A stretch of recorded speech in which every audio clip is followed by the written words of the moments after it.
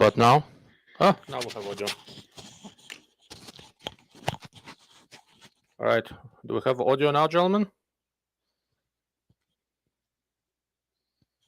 Maybe. Yes, no.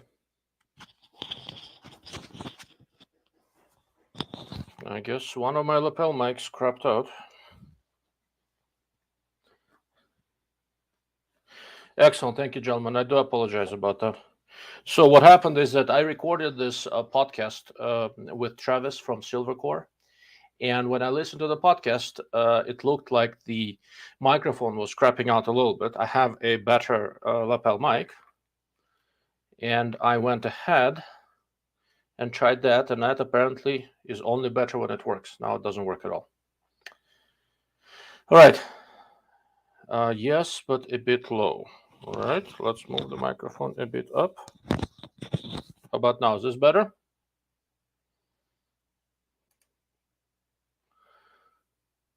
Okay, right. We'll go with this. If need be, I can adjust. The sound. Thank you for your understanding. Right. Let's see. Where was I? Okay. Will looks like Will is ready. Will, are you ready? Will is ready. And welcome, Mr. Will. How's it going? Mr. Cobra says that I'm loud and clear. Excellent. All right. So Will and I talked a little bit offline, and we had an agreement that the last livecast was quite entertaining. We were also in agreement that they didn't do shit about SHOT Show coverage. So I figured we should do this again. I'll do I will take questions as they come in if they pertain to SHOT Show. If they're general purpose questions, if there's time at the end, I'll try to do my best to address it. Beyond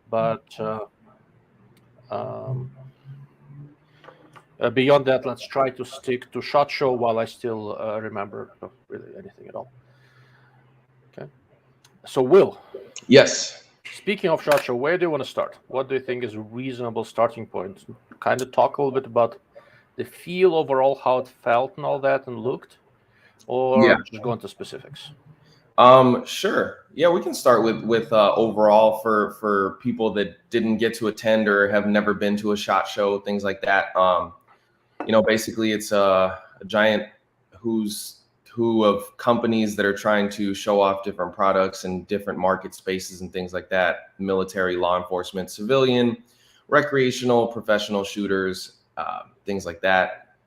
And it's literally everything from, class 3 body armor for law enforcement, military, to red dots for civilian handguns, to new rifles and scopes and things like that. This show was definitely, the areas that we were in with the 2 convention halls, I think was bigger square footage wise, perhaps, than years past. But vendor wise, I think it was a little bit smaller. I think obviously some of that has to do with COVID and things like that. And there definitely wasn't as many people in years past. Again, I presume mostly due to COVID-19 and things like that. But it made it easy to get from one vendor to another when you're trying to set up meetings and find people and things like that. So I generally enjoyed it from my perspective, because like I say, it was easy to get to people that you needed to get to. That's fair. So, okay. So there are a couple of questions about, memorable scopes, which optics companies are able to visit. I'll talk to that in a moment. Yeah. I will say this. I have kind of an interesting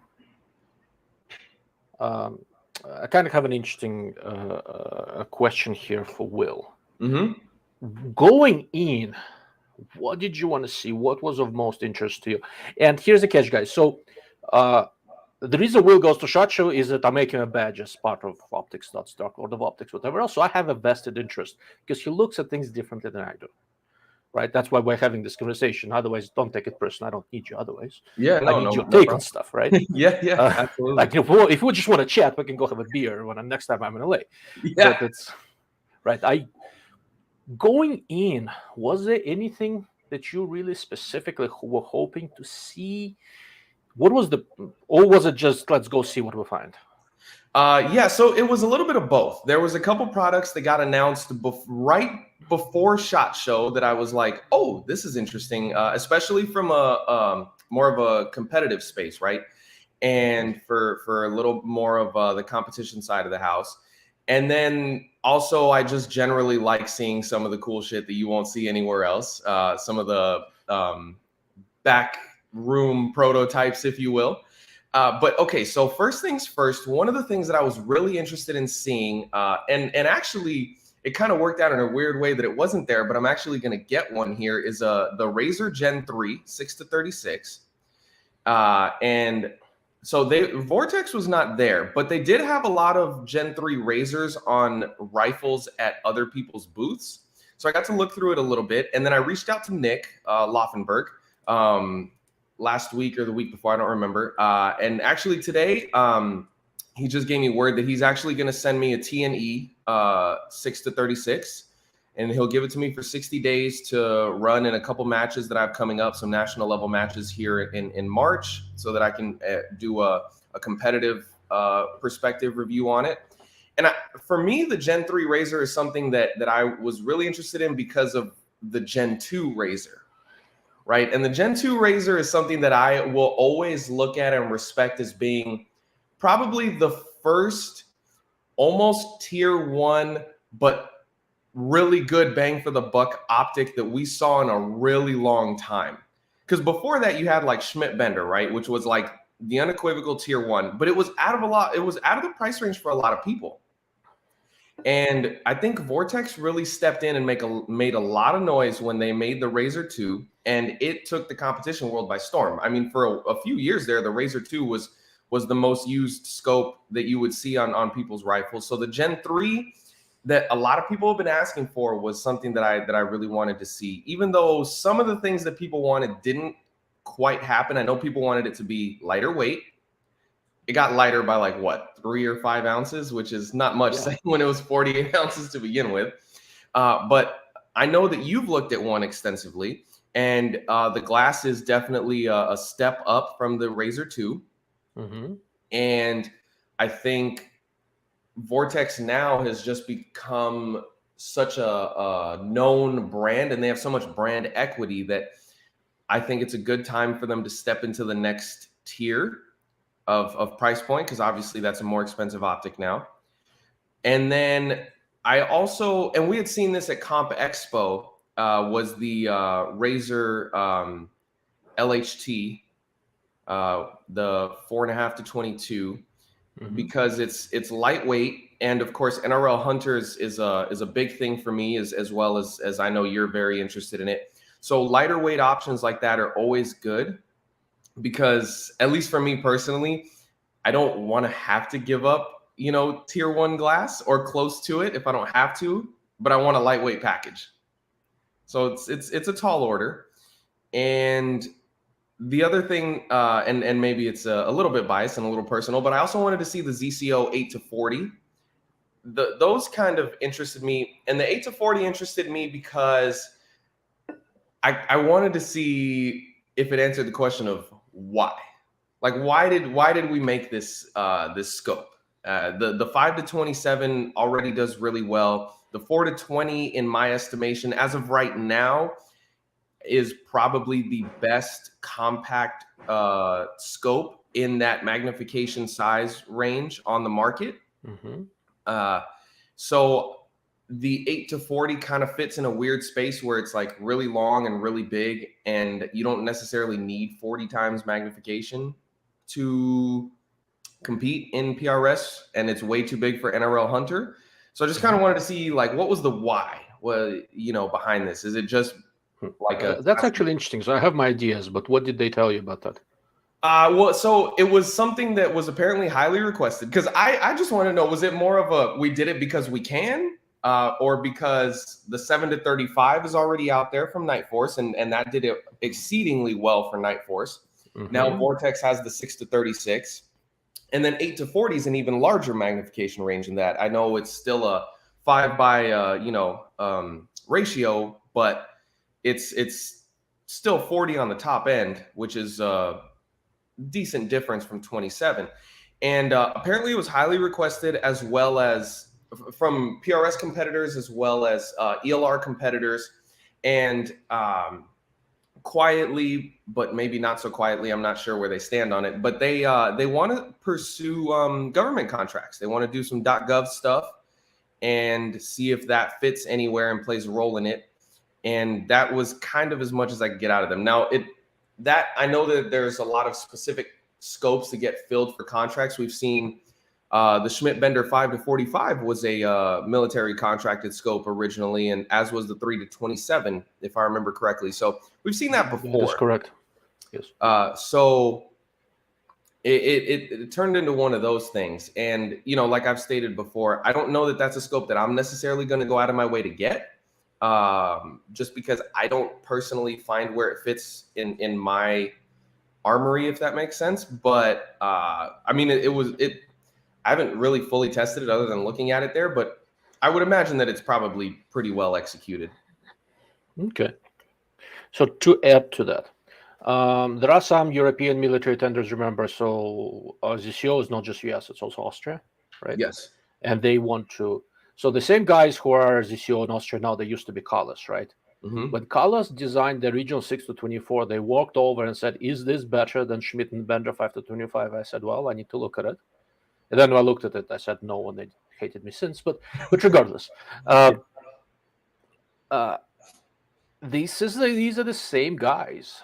They want to go against the Schmidt for European military contracts, and it sounds like, I don't know what the exact tender is, but it sounds like there is some demand there for high magnification. Now, I don't necessarily know if there's huge demand for.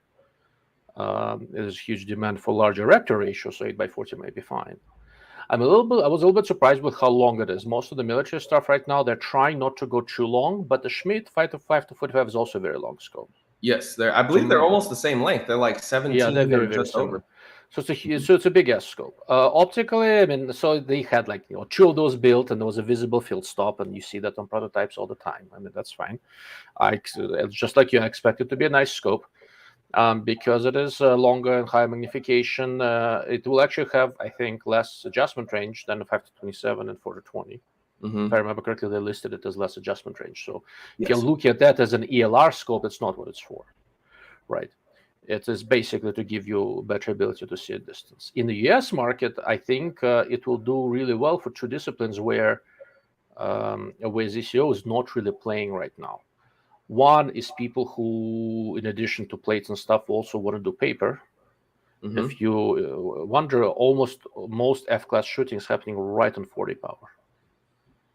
Kind of seems to be the sweet spot for what F-class guys are doing. And also rimfire people.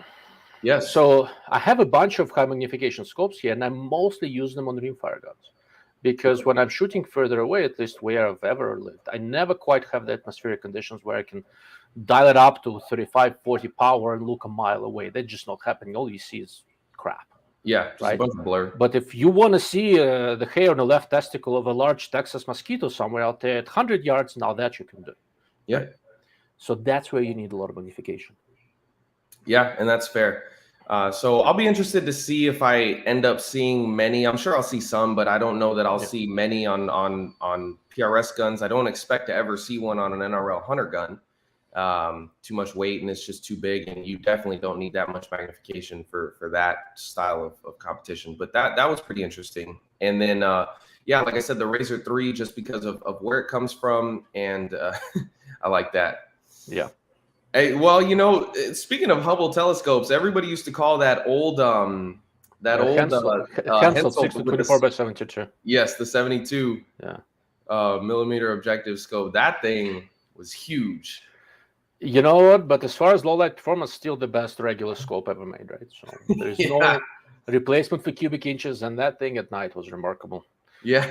So it was second focal plane only. They had a front focal plane version, but it was only available with their early computer, and I didn't want to do it. And it was $10,000.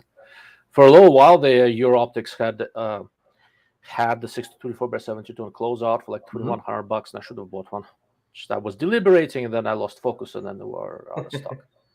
Yeah. That had a front element that was actually fluoride crystal. It was amazing. It's a really advanced scope.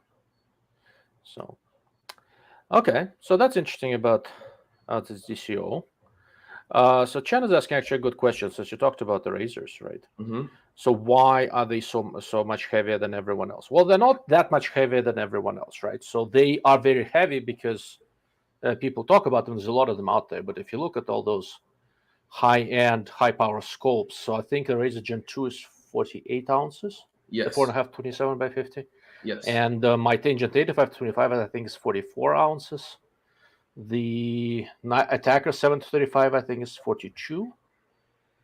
The 735 is 40 ounces. My 40. ZCO 5 to 27 is 38 ounces. The Schmidt Bender 5 to 25 PM2 is like 45 ounces, I think, something like that. I think it's less than 45. But being in the 40s is not unusual for high magnification precision scopes, and partly because they're trying to make them very durable. There is a large pieces of glass inside. They all need to be held. They all need to be moved. The turrets, precisely. The biggest thing is that they're not trying to make this scope lightweight. The only company that's tried to make this kind of scope lightweight was Leupold with the Mark V. Well, and March. So Marches and Leopolds are a little bit lighter, right? Very lightweight is not a design priority for this application, right? For example, on your competition rig, if your scope weighs 15 ounces less, what are you going to do? You're going to add 15 ounces of weights on your gun, right? Yeah, somewhere. Pretty much, because the weight is not not really a downside. You can make a precision scope lighter weight, but if you're trying to keep all of the specs the same, it becomes harder. So I'll mention this, and then we'll and then we'll go along momentarily. But for example, you mentioned the Razor DLHT 4.5 to 22, which is amazingly lightweight. There are compromises. There are things they had to do to keep the scope lightweight and yet still robust, right? One of the things, the field of view is not as wide, for example, right? And so you made the eyepiece slimmer, and that allows you to keep a bunch of components inside smaller and easier to move. Things there are certain things you can do. You can use different lens elements so that the number of lens elements is lower, right? And it's not only just one less lens gives you lower weight. That lens has to be held, has to be aligned, there has to be a fixture for it, etc. It all steamrolls. There are ways to make rifle scopes lighter, but they're not free, right? Yeah. I can hire somebody and make you super exotic design that's going to be fairly lightweight, right? But it's going to cost 20 grand. Are you going to pay that? No, right? So. No. And to finish the Vortex story, I think Vortex is doing it the right way right now. So originally, when the Gen 2 came out, they had a 4.5 to 27 and 3 to 18, and they weighed almost the same. Yes. Right. And 3 to 18, which was very, very solid scope, yet that weight made no sense. Made zero sense. Now they have the Razor Gen 3 6 to 36, which is heavy, long-range competition scope. And once you don't have it yet, do you? No, so I think I should be getting it maybe next week. Okay. Oh, very good. Oh, by the way, I finally got my hands on the Zeiss LRP. It came in yesterday, the 3 to 18. Okay, that'll be interesting. I'm going to have impressions soon.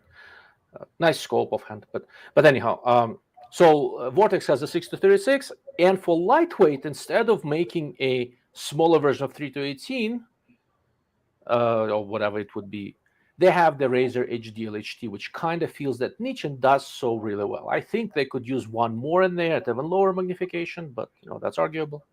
But right now, with the Gen 3 and HDLHT, they kind of have a high-end 1 to 10 LPVO, lightweight crossover scope for NRL hunter or for people like me who go uphill with a rifle and complain for years, right? And the Gen 3 6 to 36 heavy precision scope. I think this is a good way to go. I'll be honest with you. Okay.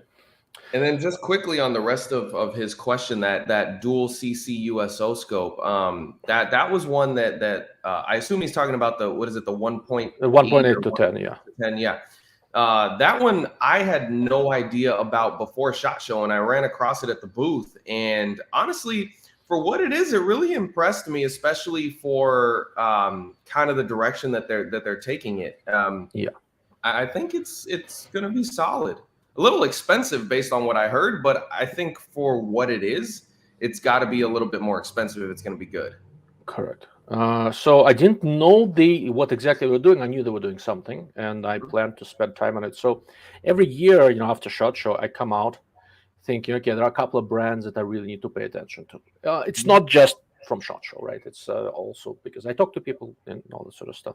So for this year, for me, US Optics is one of those. Yeah. After US Optics, and Fu, I see your question. I will get to you momentarily. So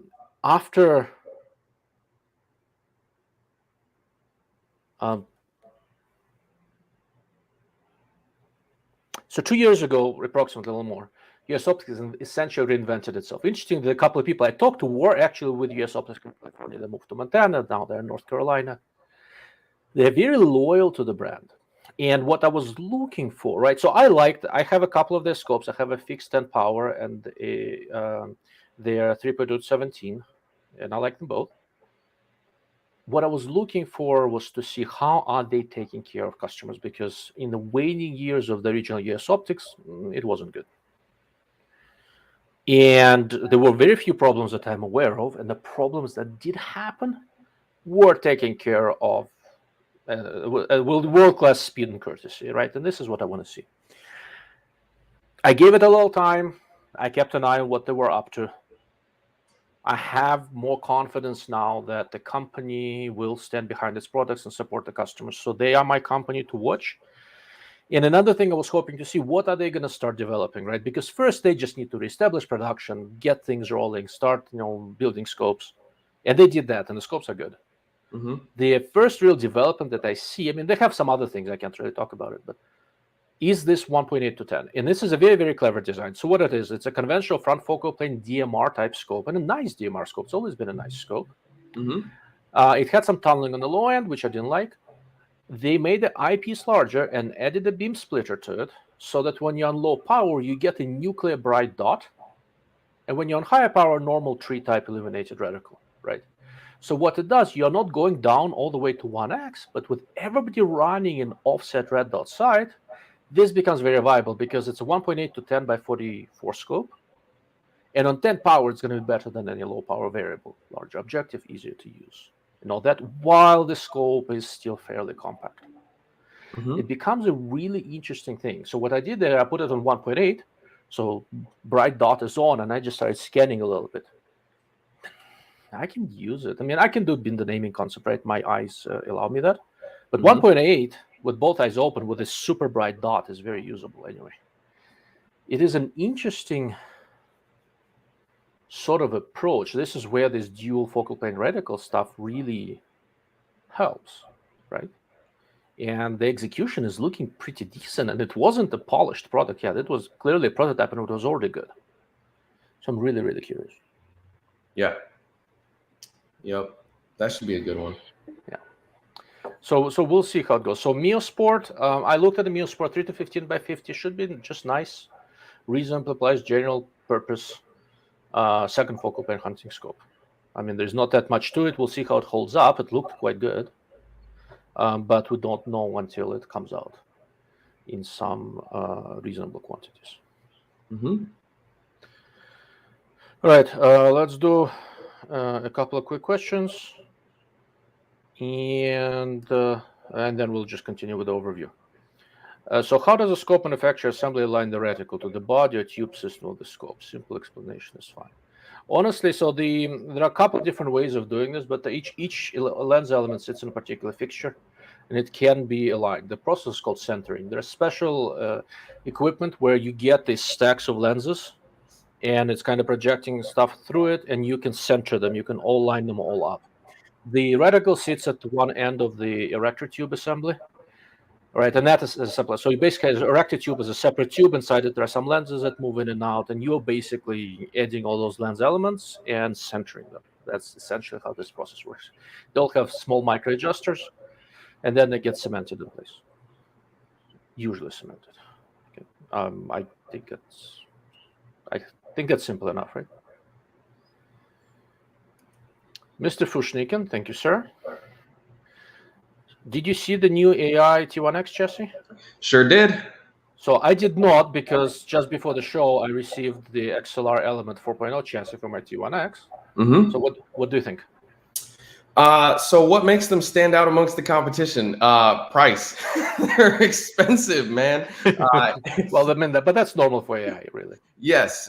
Yeah. So anything AI is definitely going to come with two things right off the bat: a big price point and a lot of loyal fanboys. And that's AI in a nutshell. I don't think that the new competition chassis is bad. It's basically the ATX. So for any of you guys that are wondering what it looks like, literally just go and look at an ATX, their new competition rifle, and then just imagine a different action inside of it. But it's literally the same chassis. And that rifle has been out for a few months already. I know they're still fulfilling pre-orders and things like that, but they're out there. And I've seen a couple at some matches already.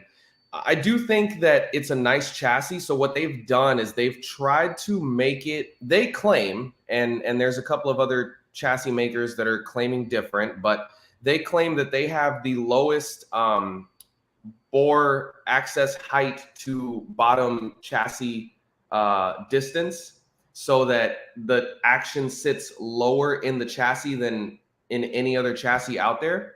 That's what they claim. And Okay. Yes.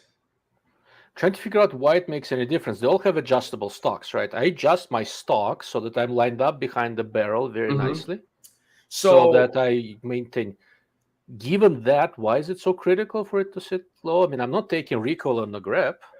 Yeah. So basically, one of the thought process in that is that, one, it'll drive recoil a little bit straighter into your shoulder as opposed to a little bit higher, especially in more awkward positions. But like I said, but the stock adjustment takes care of that, no? Essentially, yes. But the thing with their chassis is that the butt pad height is something. So if you guys are AI fanboys, you might get a little mad at me for this, but they kind of cheaped out on the butt stock, to be honest. So everything is set screws instead of thumb wheel quick adjustments. And so you can't adjust anything really on the fly. And so by way of that, to kind of get around that, they've tried to do that. The other reason to have your chassis, your action sit lower and get the center of gravity lower is, in theory, that it would be harder to cant the rifle over one way or the other when you're lifting the bolt. If you're in a really unstable position, you've got bag, rifle, and if you have a heavy bolt lift, and I've seen this with AI rifles, so I have an AI rifle, and the bolt lift is heavy enough that if I'm on an unstable barricade, if the barricade is wobbly, when I lift it up, my rifle will go like this, and then I've got to recenter it. And then the next shot, it's going like this. So I'm doing a lot of this back and forth. And especially on the old AI rifles that had that huge like palm shelf almost, it was so high up that it was really easy to tilt it and to cant the rifle one way or the other. And I will at some point do my own review on my AI rifle. And that's been my biggest gripe with their action. And their action is the same way. Now in their new ATX, it's literally the same action. All they did was design a new chassis and drop their current action in it and call it a competition rifle, which is fair because it's not a bad action. But the bolt lift, because it's 60 degrees in a 6-lug action, so it's very heavy on bolt lift, and the close is very notchy. Now the back and forth, the fore and aft motion is one of the smoothest, if not the smoothest I've ever felt. And you can't get it to bind. That's true.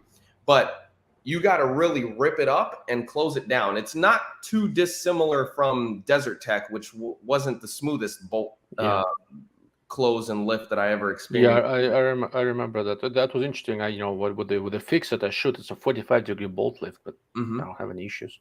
Yeah, so that became a thing. So when they designed the chassis, they originally designed it for the ATX rifle, which they needed their specific action to sit really low so that it could not cant as much as some their other stuff.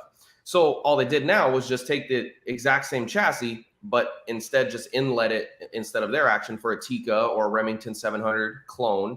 So they've got those inlets coming, and then they've also got I believe they've got a CZ inlet and a couple of others. So what makes them stand out?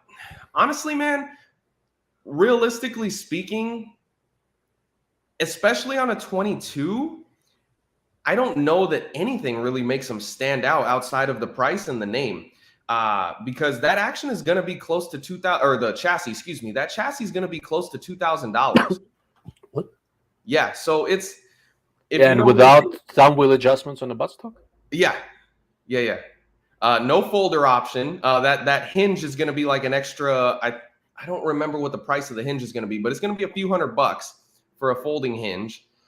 So listen, honestly, especially for a 22, and don't get me wrong, I would love to try the AI chassis for my competition rifle in a Remington 700 pattern when it comes out. I don't know that I'd be willing to pay the between 17 and $2,000, but if I can find one fairly cheaper, then I would potentially try one. It has all the makings of it. The other thing I don't like about the AI chassis is that the accessories that they use, which are always back ordered, are a proprietary mounting system. So it's not M-LOK, it's their proprietary, and it's not key mod, it's called key slot. So it looks like key mod, but a key mod won't fit. And they say that it's better than M-LOK and stronger than M-LOK, and it's better and stronger than key mod. And so you can only buy their stuff, which I also don't necessarily like, because a lot of people come up with innovative products that I want to try, that you know, I want to bolt onto the side of my rifle, and you can't do that. So I don't know that it necessarily stands out. So Elia has a really good chassis for a Tikka T1X, which is an XLR, which I think is a really good one. I have an XLR magnesium chassis for my NRL Hunter gun.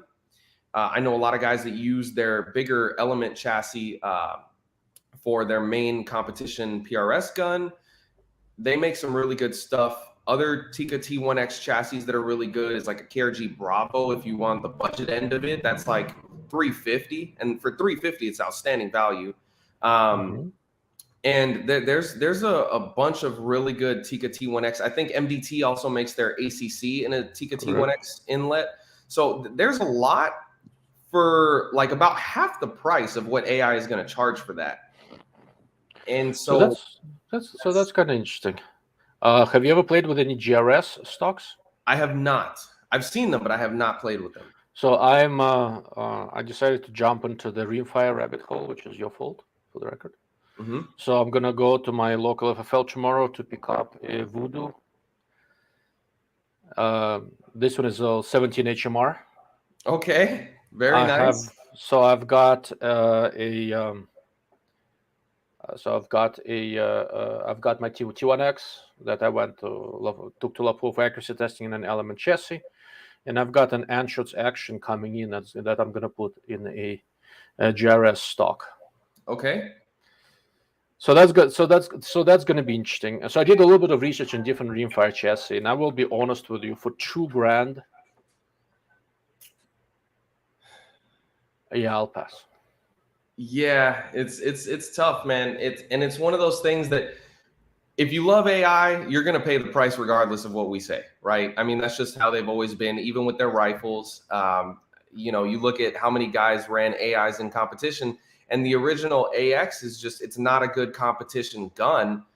And it's still, you know, $6, $7, $8,000, but guys are going to pay for it regardless. And there's nothing wrong with that. If you love AI and you just want to support them, you love the company, by all means, go ahead. But I have nothing against the AI. I only have one real problem with them. I've tried a ton of different different generation AI guns, and I could never find one that fit me. Not one. Yeah, that's fair. That's fair. They're very proprietary in everything they do. Especially, so one of the things with my AI gun that I have versus my main competition gun that I can immediately tell a difference is the grip, because you can't change it on an AI.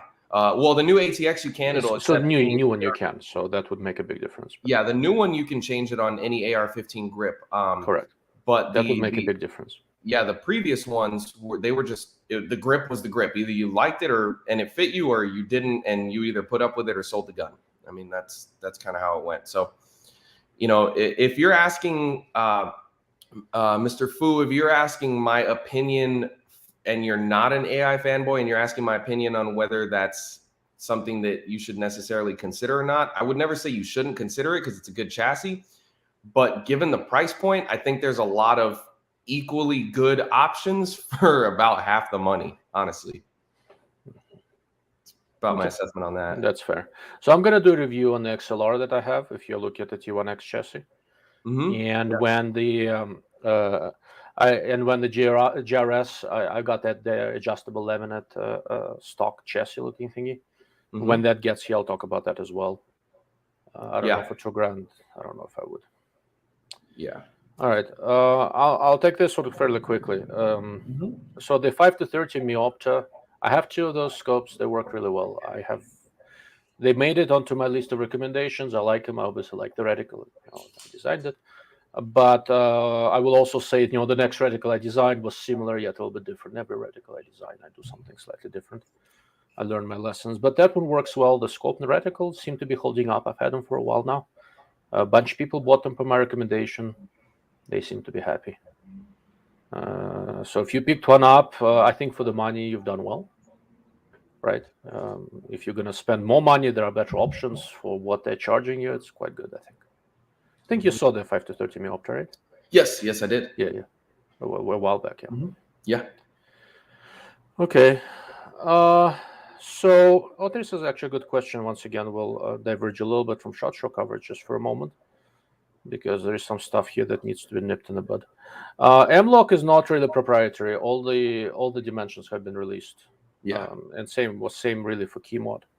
And there is this whole discussion here in the chat room where people are talking about Arca Swiss and Picatinny, who says Picatinny reigns supreme, which is extremely arguable. So we'll say this: for optics mounting, Picatinny works really well if it is the STANAG standard, not Picatinny standard. Picatinny standard is retarded. And I've done a video on this, and if you want, look it up or shoot me a message and I'll send you a link. The way the datum surfaces are on Picatinny from an engineering standpoint is just a bad idea. The shape overall makes a lot of sense, but the newer NATO standard with 3 datum surfaces works much better. For accessories, Picatinny is not a good interface at all, simply because when you don't have anything hanging on there, it's cutting your hands, gloves, picking on stuff, etc. From an engineering standpoint, Keymod, I think, is a much better interface than M-Lock. The biggest problem, though, is that M-Lock is Magpul's, and very, very hard to argue against Magpul's marketing muscle, so Keymod is functionally dead. So for a typical slot interface, we have M-Lock. They did M-Lock the way they did it for one reason only. If you're trying to make a plastic slot to attach to, M-Lock works better than Keymod. On metal, Keymod is, in my opinion, far superior interface. But because Magpul does a lot of plastic, they pushed M-Lock, and they are so big that you can fight it, and it works well enough.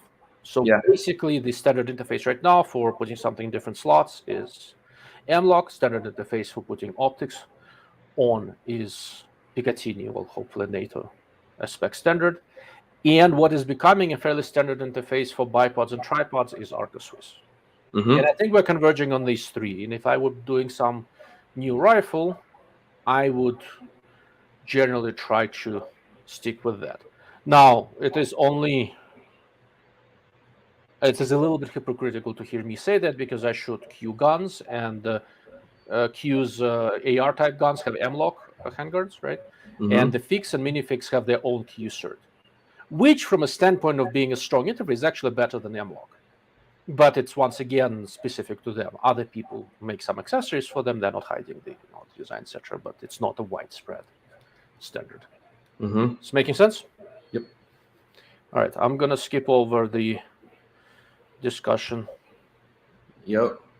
Oh, yeah. And Mr. Fushnikin is very correctly saying, everybody moving towards rimfire cause we can't afford ammo anymore. Oh, which reminds me, folks, I'd like to give a shout out to the good people at Hornady, who I just got shipping information, were kind enough to send me a few boxes of 17 HMR. And they've sent me a couple of boxes of 308 here and there and other stuff when I couldn't get shit anywhere. And they were selling everything they make with back orders for 8 years, etc. They were at least kind enough to send me a couple of boxes here and there so I could test something. So they were the only ones. So kudos to Hornady. I really do appreciate it. I don't need that much. But when I had some exotic caliber that I needed, and I couldn't find it anywhere, Hornady was helpful. So good for them, and good for me. Okay, see, going back to SHOT Show, since we talked about the chassis, let's talk a bit about MDT, because there was some interesting stuff there, and there had some optics there, so we should talk about that. Yeah.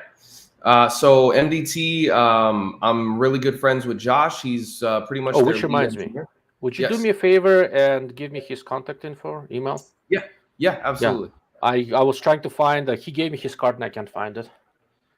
I really want that carbon fiber thing. Oh, I'll tell you why in a moment after you tell everybody what it is. Yes, the HNT 26. So we can start there. So the Hunt 26 or HNT 26 is a mostly carbon fiber chassis that they have that weighs 26 ounces. So that's where the 26 comes from. They make it in several different configurations. It's going to be folding, non-folding option. And then they're going to have integrated Arca Swiss rail in the handguard, which is a carbon fiber Arca Swiss rail, or it will be no built-in interface, and it will just have M-LOK slots on the bottom, so you can attach whatever you want on the bottom. Okay, I have to step away for a moment. I'll be back momentarily. Keep talking. Yes, no problem.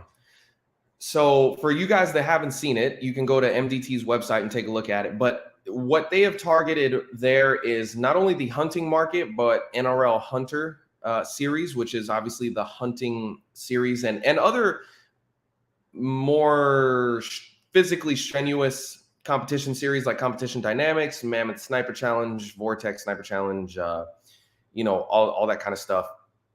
And so what essentially they did was they put a aluminum center, so the middle part of the chassis where your action goes in is aluminum, but then the fore end and the buttstock is all carbon fiber. The grip is carbon fiber. It'll accept any AR-15 grip as well, but the one that it comes with is carbon fiber.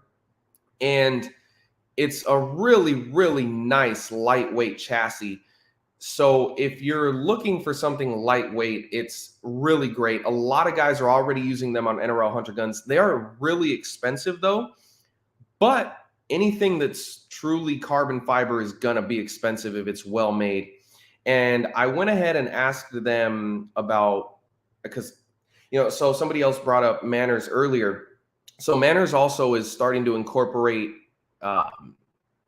carbon fiber Arca rails in their stocks. And I'm just skeptical, man. I mean, you're telling me to bolt an aluminum, sort of device, which is my bipod. So you're asking me to mount an aluminum clamp device to carbon fiber. And I just have questions about overall durability with that. But in speaking to them, they said that they actually have not had any issues thus far. And, durability is something you can only test with time for the most part. And it seems to be working. Like I said, I know a lot of guys and I've seen a lot of guys use them in NRL Hunter. So if you're looking for something that's lightweight, but very rigid and very solid, and doesn't have any flex, by the way, because that's something that I always tend to look at with chassis is flex. Because when you if you're laying in the prone and you start to move your rifle over because it's canted, I've seen chassis that will literally flex with it. And I'm just like, well, that doesn't inspire a lot of confidence. And, maybe for practical purpose, it doesn't make a huge load of difference, but I also don't like to see my barrel standing still, but my forearm is moving in a different direction. It's not the greatest thing. So the Hunt 26 is a great chassis if you guys can afford it. Like I say, it is expensive. So with the fully kitted out version with a folder and integrated Arca rail, it's going to be about $1,550-$1,600. But I mean, that's the price of a really good carbon fiber product, because carbon fiber is not cheap. Correct. And so making carbon fiber that's not brittle also requires a pretty sophisticated layup process.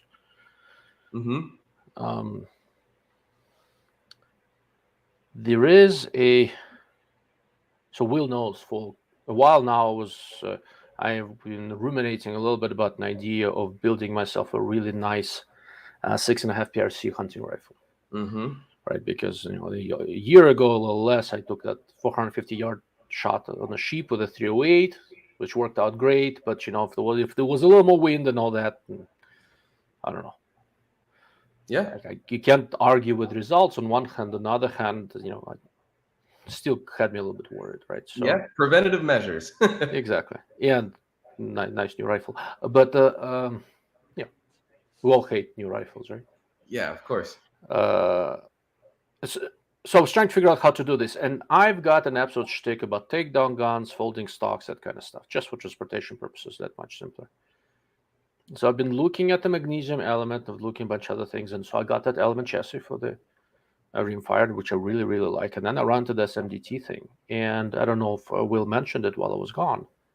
The lockup on that folding stock is rock solid. It's perfect, which is amazing for something that light. Yep. So I'm looking at that. I'm going like, okay, so that chassis, and let's say a fusion titanium action, and the pre-feed carbon fiber 6.5 PRC barrel from, let's say, Proof Research. And I finally got off my ass and started moving a suppressor. So I've got 5 processing right now. Not that California people would know anything about that, but yeah, what's that? Yeah, suppressor. What is that? Yeah. And I have a 6.5 specific suppressor coming. They use a jumbo shrimp. So I'm looking at that, going like, that could be a nice lightweight mountain hunting rifle. Very nice. And you know what? Actually, so Phil Vallejo, he just got a fusion titanium action, and it weighs all of 1 pound 6 ounces. So that's very nice. So you combine that with a 26-ounce chassis, and if you get a Proof carbon fiber barrel, a 26-inch like I have, weighs about I'm not doing pounds. 26. You're gonna go a little shorter? 20. 20? Okay, so even less. But like my 2 pounds 8 ounces. Okay, so 2.5 pounds. I mean, you'll get under 10 pounds before you start to sweat. Yeah. I need no help to start sweating. I look the hill that I have to go up to, and I'm drenched before I started walking. So. Yeah. So I mean, that's a super amazing rifle. I hunt with both a PRC and a SOM. I guess I just like redundancy because they're almost the same thing. But curiosity killed the cat, and I like toying with different calibers just to see things. And the PRC is amazing, man. I think it's a really, really well done caliber, and it packs a lot of punch. I like the some of the heavier stuff. The 153.5 Burgers are really nice bullets. The 153 A-tips, I've got some coming to test out. Actually, I think I'll be running those in my NRL Hunter rig this year, is the 153 A-tips. The 156 EOLs, 147 ELDMs are really good as well. I know Phil uses those. So, I mean, there's a lot of really good options in a PRC because you can push those heavy things pretty good. Which just is for the nice. record, I started this whole conversation just for Mr. Drew Bradley over there, who can't get 6.5 PRC for 2 years. So I bet I can build a rifle and get some ammo before you get yours. Yeah, maybe. That's possibly fair. But anyhow, so what else was interesting at MDT? Okay, so from the competition space, they have the ACC Gen 2, which I like. They made a lot of revisions on that. Just to briefly get into that, what they did was they made the sidewalls of the chassis, because admittedly, that was a chassis that had some flex in it, especially when you had no weight strapped to the side. So that chassis, honestly, I feel like you have to run it with weights on the side just to get it a little stiffer. But they made the sidewalls of the forend a little bit thicker, and now they actually have holes in the top. So you screw in your night vision bridge from the top into the forearm, as opposed to before, the bridge would come over and take up M-lock slots. So you couldn't run weights in the M-lock slots that the bridge was mounted to. What they also made it the thumb rest on the grip adjustable for height and cant, so it'll fit everybody's hand a little bit better as well. The buttstock is redesigned, and they've got a bar, a connector bar from the bottom of the grip to the bottom of the buttstock, or almost like a bag rider. So if you guys have seen like a KRG Whiskey 3, it looks very similar to that. And then another interesting thing that I've seen, apparently a lot of people are moving to this, is an adjustable mag well. Now, it's not adjustable in the sense that, and I asked them specifically, so is this so that I can run a long action and a short action in the same chassis? No, it's not that much adjustment. But basically what it is because when you're building on that, you're building a custom gun, right? So an action from brand X, a magazine from brand Y, and a chassis from them, and you're sticking it all together, and you hope it works. And so to get that ultimate feeding reliability, then they made the magwell adjustable for both height with the latch, and then there's a front spacer on it that you can tell they got from when they acquired J. Allen, that you can adjust back and forth to really get the tightness in there. And so they're doing it, KRG is doing it, MPA as well. So a lot of people are moving to the adjustable magwell. And then obviously J. Allen was the originator, except their design is a lot more complicated. But their ACC was very nice. That one also is going to come in at a little bit of a higher price point. I talked to them, and they still do have plans of making the original ACC so that those that don't want to spend $1,500-$1,600 on a competition chassis still have something in the $1,000-ish price point. So that's going to be nice. They came out with another one called the Timber that looks kind of like a synthetic wood stock. Mm-hmm. Oh, yeah, I remember that. I actually like the look of that one. Yeah. So my biggest problem with that is I don't know who's going to buy it, because it weighs 4.5 to 5 pounds. So it's not lightweight. So it's not like something like they have the Hunt 26, right? It looks sexy. It looks sleek. It's carbon fiber. It's expensive. This thing is budget oriented, which is fine. Nothing wrong with that. But it's 4.5 pounds, and it doesn't have a lot of like the full features. The bottom is M-lock, so you can throw a rail on there if you want. But it's not a competition chassis, which that weight it typically is. Okay, because style-wise and feature-wise, it doesn't have some of the things you'd look for in a competition chassis. Mm-hmm. But then weight-wise, it's not a hunting chassis, which is what it looks like aesthetically. Is it looks, because I mean, if you're at 4.5, 5 pounds off your chassis on a hunting gun, you're going to end up with a 15, 16 pound gun. Maybe that's okay for you, but for a lot of people, that's not. And that's fine, because I've hunted with 10-pound guns, and I've hunted with 20-pound guns and everything in between. Not my brightest idea, but I've done it. So just a little further down, Drew has this comment that he couldn't imagine carrying a 19-pound RPR uphill. Yeah. So you can ask Will how that works. Yeah, listen, man, it's not fun. Once upon a time, I had a AI AXMC, which is their long action, and I took it 300 Win Mag, and it was all of 20 pounds all up. I had, and I stupidly decided to bring an Atlas 5H bipod too. So it's not like I was even trying to cut weight. If you guys have ever seen an Atlas 5H, it's huge. It's like the giant U, like ELR bipod they have. Yeah. So I took that, and it was all of 20 pounds. I weighed it before I left just so I could, slap myself in the face every time I was going up the hill. It was not fun. I did it a couple times. Definitely not my greatest idea, but I'll tell you a secret. So for me, going uphill with a 10-pound gun, a 20-pound gun, or 30-pound gun makes no real practical difference compared to the rest of my fat ass I have to drag up there.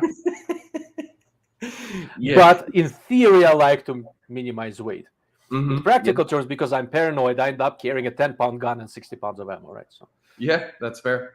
That's just me. Yeah. So that's pretty much the long and short of MDT. Once again, I do think that their ACC Gen 2 is going to make a lot of major waves in the competition space, despite the price point, because a lot of guys are increasing their price for their top end chassis. But the Hunt 26, I have honestly had one in my cart for a week, thinking damn, I want to try it.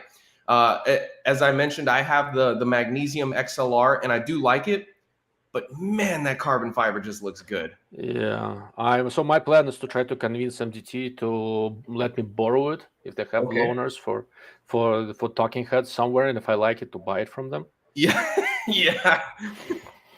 That's right? fair. That's So fair, man. it's yeah. I found that every once in a while I can wave the guns and ammo card, and what it does, I can cut in line, right? So Yeah, I still yeah. have to pay, but I cut in line. Yeah, well, that with as back ordered as those chassis are, and they are back ordered. That's a good place to be, honestly. Well, I don't know if they'll do it for me, but I need to talk to them Well, and you might as see. well try. Yeah, like this. Yeah, and if it doesn't work, I'll figure out how long it would take me to procure a Fusion TI chassis, appropriate proof research barrel, and all that, and I'll make Yes. basically. I want to do a mountain hunting rifle project. Right, I kind of have a mountain hunting rifle, which is my 308 fix, but the catch is that I could experiment with that, switch out barrels. I don't want to. That gun is so accurate, and I'm so comfortable with it. I don't want to touch anything on it. I don't want to move optics. I don't want to switch Yeah. barrels. Like how I don't want to adjust the stock. It's perfect. Yeah. Like everybody needs to have one gun like that, because the more I mess with a gun, the worse it works, right? So like the fix I have right now is a gun I'm not messing with, and it works great. Yeah, just old reliable. That everybody's got to have an old reliable. Correct. It's a funny thing. So the way Q markets the fix, they are not talking. They're not. There was big hoopla when they introduced it, but they never meant it as a competition rifle. You can use it in an Earl Hunter, but they never meant it as a competition rifle. They were trying to rethink a modern day general purpose bolt gun, right? And they did in a way. And for me, it's working great. Yeah, well, I mean, look, other companies have copied them. I mean, let's just call a spade a spade. The Sig Cross is I have no doubt they got a lot of inspiration from the fix. Yeah, one of the guys who was a regional Q guy went back to Sig. Remember, those guys were from Sig, then started Q, and then one other went back.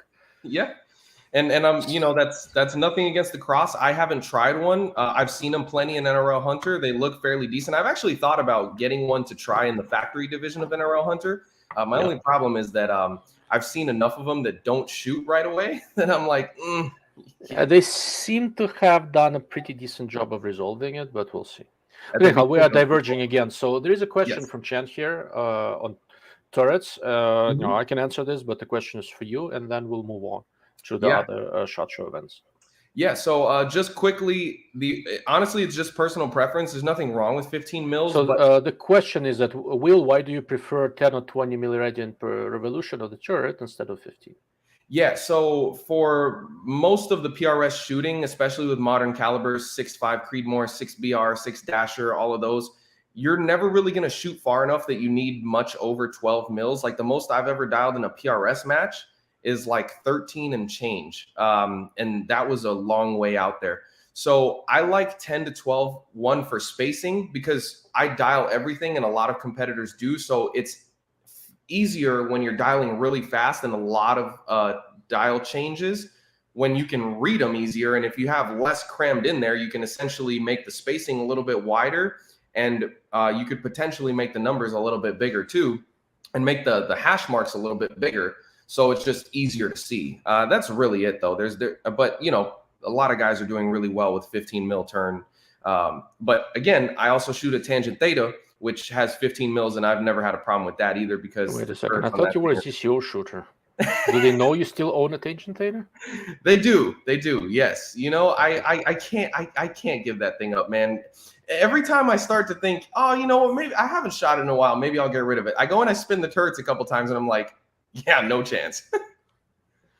It's a funny thing. Like these ZCO guys who really love ZCOs, they always get upset when I say ZCO is amazing. Optically, I do prefer the tangent. It's not a huge difference. That's strange. The differences are small. They always get very upset with me. And I'm like, in terms of the way they do contrast and color and the way that stupid elevation works, there's nothing quite like that out there. I like many other scopes. Like between I've been messing with the Schmidt and Bender Ultra Short with a new DT2 Plus turret. It's an amazing turret. Yep, I love that turret. I love that, and I love them all. But with tangent, you can sit there and just click that elevation turret back and forth and be hypnotized. There's just something to that stupid thing. Absolutely, and it's not just me. I mean, no, it's everybody. Yeah, it's everybody. And it's funny you bring up that Ultra Short too, because I have actually considered at some point buying a 5 to 20 Ultra Short with that DT2 turret on it just to try it, because I had some 5 to 20s and I liked them generally for what they were. Yeah, I have one here. Well, you've seen my tripod. right? Yep. There is one spotnet for the Zeiss. I like showing it to people, but Yeah.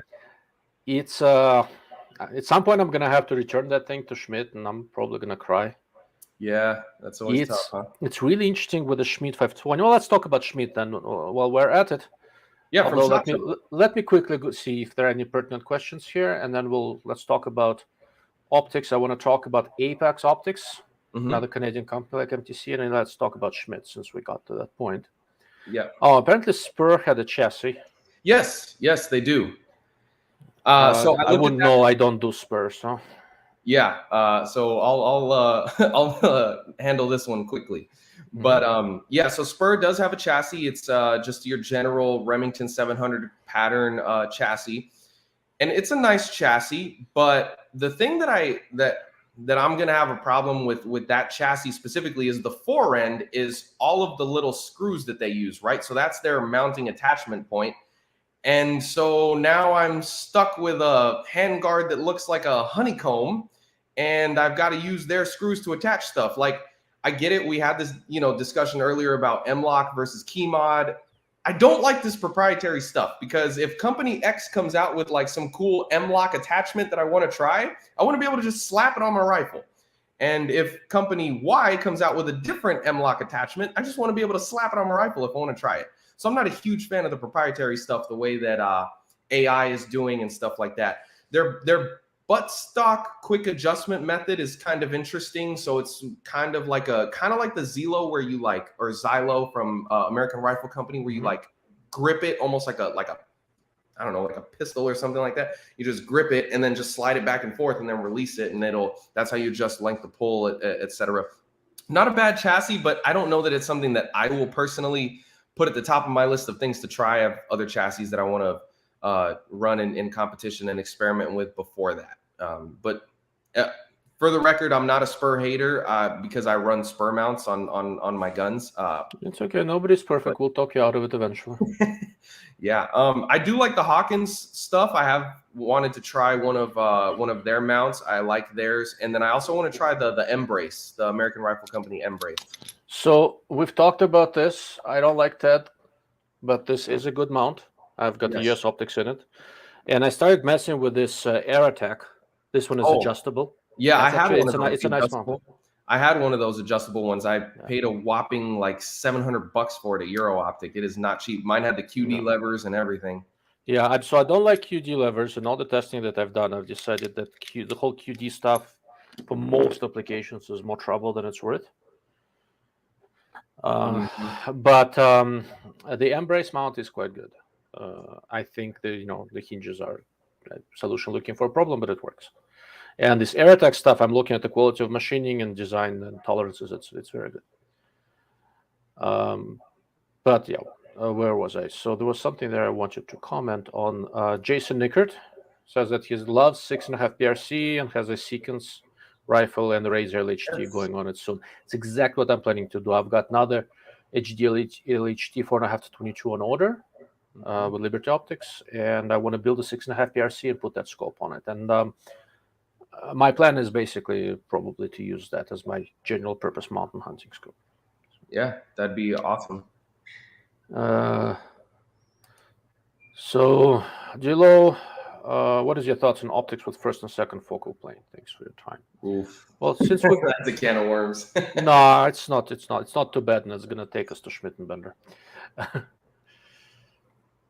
I like them when they're well executed, right? So if you're talking about dual focal plane optics, there are not that many of them on the market, right? So there is one US optics that we talked about, which I think they're doing very well. There is a March Shorty 1 to 10 by 24 right here, which I did a really good job, really excellent low power variable.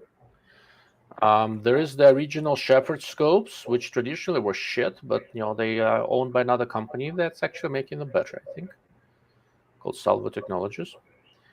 And then there is a Schmittenbender that we're getting to with a dual CC rifle scope. The old Shepherd scopes were crap, but these March, US Optics, and Schmidt doing dual focal plane reticle, they're doing a good job with it. It gives you the freedom to do a lot of very clever stuff, to keep the reticle visible, to control the look and all sort of stuff, but they're hard to build, they're hard to align. Okay, so that's the thing, right? So if Barska comes out with a dual focal plane design, I'm probably not going to be too excited about it, because if they accidentally make one correctly, it's going to be, like I said, accidental. But when Schmidt March does one, now I'm interested, because they technically can pull off building something like that. And now I want to see what they came up with, how they're doing it, right? I reviewed that Schmidt and Bender 128 dual CC rifle scope, and it's just it's almost $5,000, but it is probably the best low power variable in the market right now. It's really, really amazing. It's $4,800. So, and speaking of expensive stuff, we're going to talk about Schmidt. Yes. So the new stuff is a 6-36 by 56. Yep. And so there's some new turrets, and on some of the older stuff, they've finally got rid of the illumination tumor and integrated illumination into the side focus parallax. Yep. And one interesting thing, so I talked to them a little bit. So a lot of stuff that Schmidt does has to be approved for military use. That means they do their own durability testing, all sorts of jazz. So they've been screwing around with this illumination, integrating the side focus long enough now where they're saying they can supply these to the military. It's been approved. So it is as robust. One of the advantages of this illumination tumor, where Schmidt had illumination on the back end of the main tube right in front of the eyepiece, is that it sticks out less and it's easier to make durable. That was one of the reasons I stuck with it for so many years. Well, apparently they believe, and their military customers believe, that illumination integrated into the parallax turret is as durable. So something to keep in mind. And to me, Schmidt, like US Optics to some degree, went through a little bit of a dark year some years ago, and then they came out of it with really solid designs. Yeah. They've been really growing on me. So the 3-27 and 5-45, I didn't like as much. They built them for particular military projects. They were good scopes. The original 5-25 is still amazing. They have a good grid reticle now, which I really like. One of my favorite modern reticles. If I could get it in the 5-20, ultra short, I'd have one already. Price be damned. And they're kind of continuing new stuff. They had the hunting scope, the 3-21 Exos by 50 Exos, which is just amazing.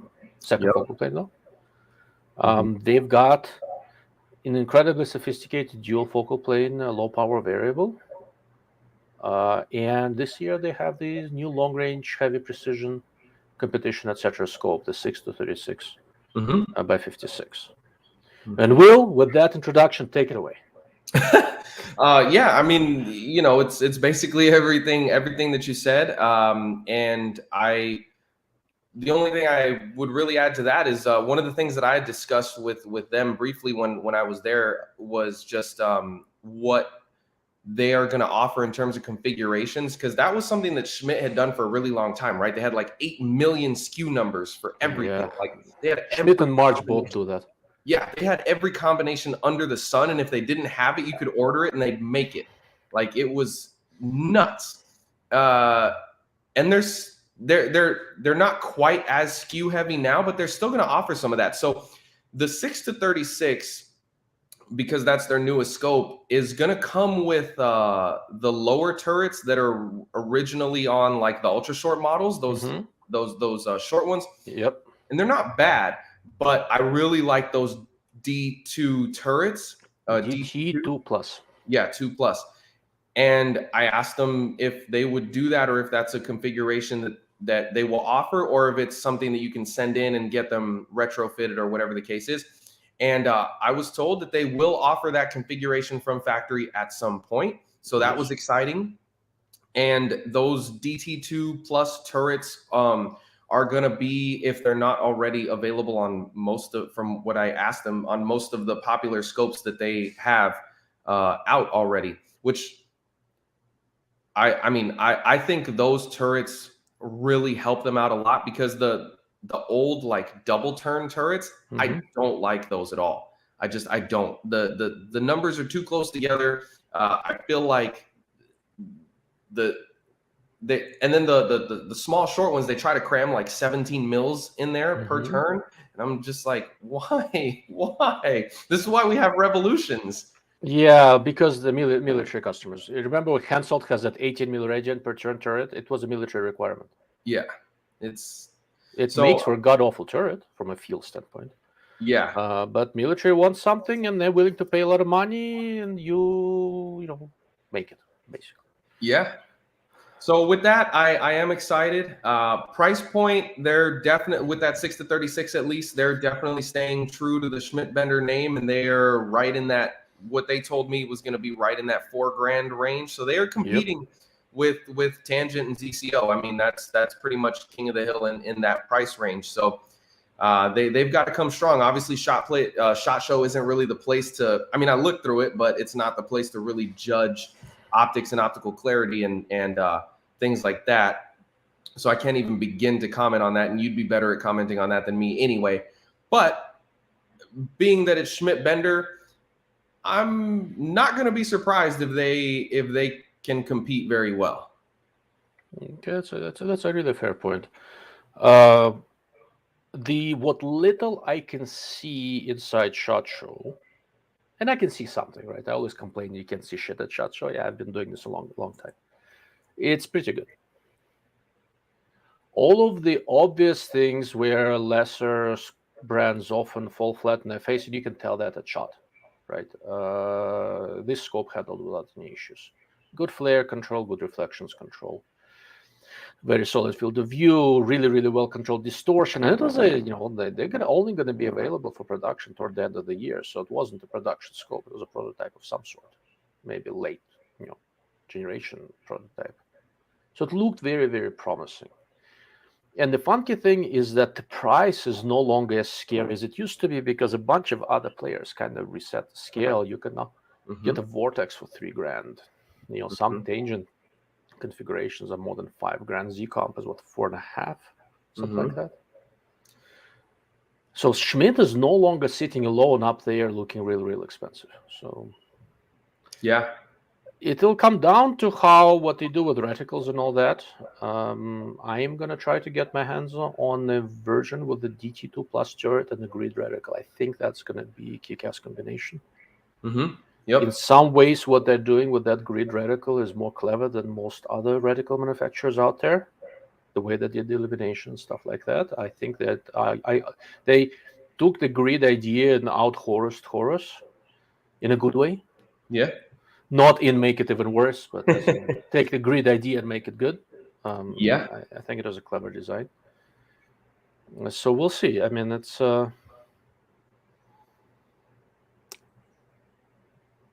really interesting. The market in many ways right now is more favorable to Schmidt than it was 10 years ago, and they were just so expensive, and nobody else was like that. But there's strong competition now. So Schmidt has the name. Now they have to back it up with a quality product. Yeah. What is still most amazing to me is that 5 to 25, that's what, 12, 15 years old now?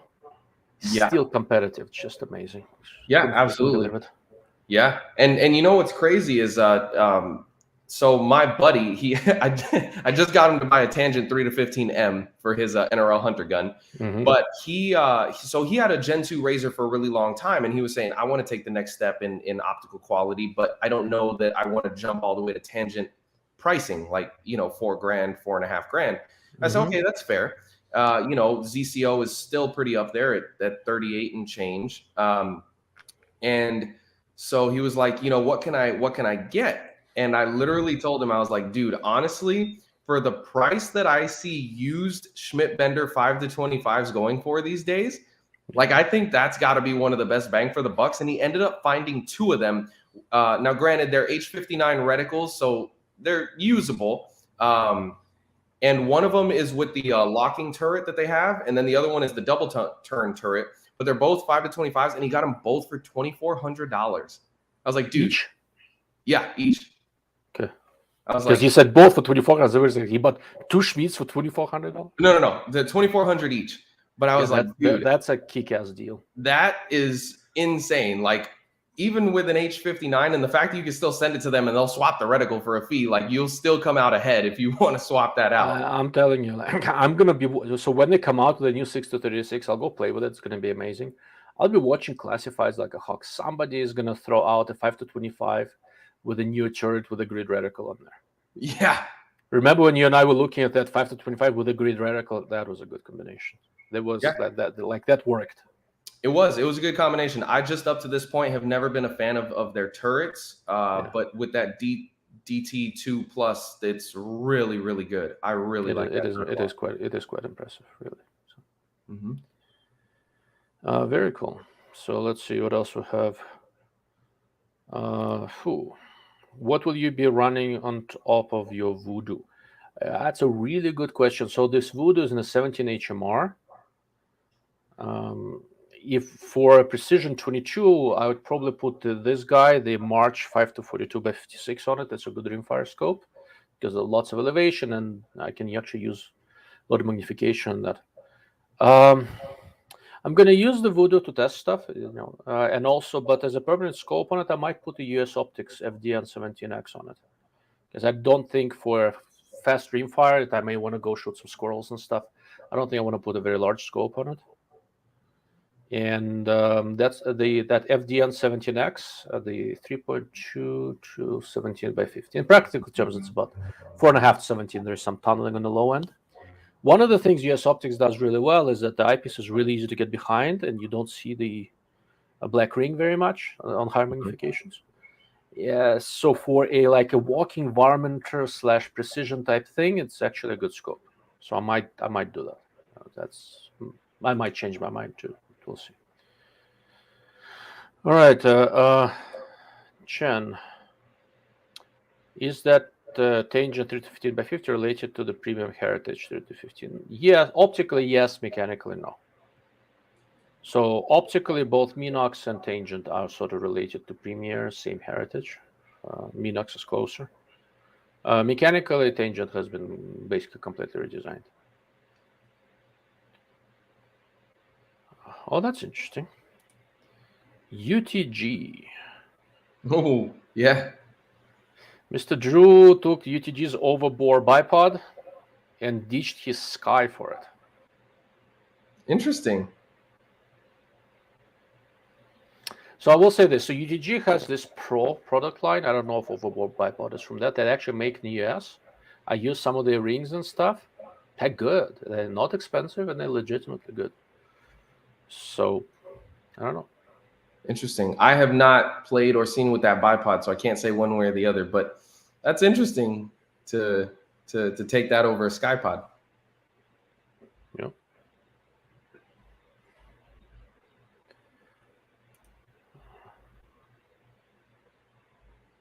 I heard that Frog Loop booth was next to Schmidt and bent over. It makes sense, but is it true? The man with a sense of humor is here. So no, Frog Loop would have to be next to a booth with some French equipment, and that will make all sense. that would all make sense. Okay. And Mr. Chen is trying to make us choose one of these comparatively inexpensive scopes for the next PRS match. Okay. And the comment is so you and I can't choose the same one. So you want to go first? Ooh. Oh man, I like this. This is interesting. Yeah, this is interesting. Okay, so before we do this, yes. So Drew thinks that Chen is trying to get us to fight each other. So I will say this: with unarmed combat, my money is on me. Yeah, that's fair. But if long distance is involved, I'm calling in air support. That's fair. Okay, so man, the SWFA 10x42 fixed power is really good one. Yeah, really good one. So what to do is let me read this out loud because if some people are watching on the small screen, they can't see it. So Chen is asking for both of you, which one for the next PRS match? Cheap scopes, cheap version. SWFA SS fixed power 10 or 12 power. Vortex Diamondback Tactical 4-16, Arkin SH4G2 4-16, Schmidt & Bender Classic 3-12x50, Bushnell Forge 2.5 to 15x50. Only one of each on the table. Okay, so man, honestly, for some of you guys watching this might surprise you guys, but I am, and I'll kind of explain my thought process a little bit here, but I will take the SWFA 12 by 42. And the reason for that is because, so on the surface, a lot of people are going to see Schmidt Bender and say, oh, why would you, well, as far as I know, all of their reticles are like pretty much duplex reticles, and it's capped turrets. Like it's not. So A7 is the name of the reticle. It's a type of duplex reticle. Yeah. With classic Schmidts, they do have one version with an exposed elevation turret, but single turn, and windage is covered. Yeah. So that's why I'm not going to take the Schmidt. Diamondbacks. So for the price, I don't know that they're terrible, but I've seen a few of them go down at matches. So I'm going to try to stay away from that. The Arkin is the other one that I'd consider, but I don't like their reticles. I don't. But the turrets are not bad. They're actually surprisingly good, especially for the price point. And so this is the Arkin scope he's talking about. That's the 4 to 16 by 50 SH4 Gen 2. Yeah, so I have a buddy that runs that exact scope. I don't like the reticles, but the turrets are really well done. And then the Bushnell Forge, 2.5 to 15 by 50.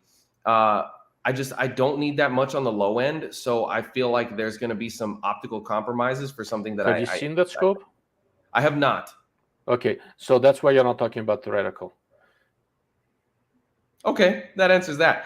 So yeah, I will take the good old trusty SWFA. And the other reason for that is because in PRS matches, you don't adjust the magnification as much as you think you do. So like my scopes are full-size scopes. I either run a ZCO 5 to 27 or a Tangent Theta 5 to 25, but they turn into like fixed power, like 12 or 15 power scopes. Like I don't adjust magnification, and most shooters don't. If you see a guy going like this with his magnification ring, he's either a new shooter or he's really, really lost on what he's supposed to be doing on that stage, because cranking the magnification in and out is just not something that you do when you're doing 90-second stages in traditional PRS. You don't have enough time. So that's why I'm taking a fixed power of these options. Okay, I am looking something up. Can you give me just one moment? Yeah, no problem. Okay. So I found a flaw in his question, and I suspected it, but I didn't want to. I didn't want to say anything because you were selecting, and I didn't want you to choose a Schmidt and Bender. I'm gonna share my screen. Okay.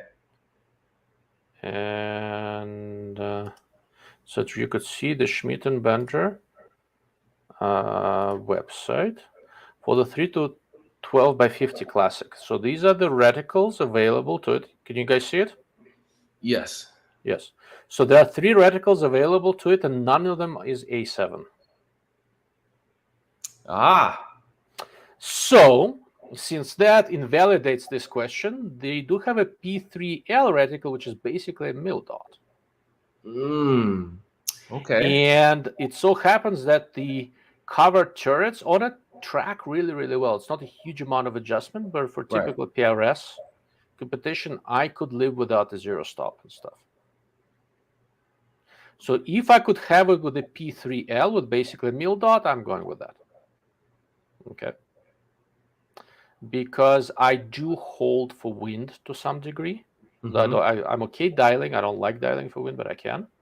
I do prefer holding for wind, and I do know those turrets track, and optically this scope is really quite nice. There's nothing really wrong with the 3 to 12 by 50 classic. Okay. As far as the turrets go, I think this one has a covered turret, but I could have sworn that they had one version of it somewhere with an exposed turret, but it doesn't matter. You can take the caps off. It's not the easiest to turn, but it'll work. Okay. All of the Wiseassery aside, though,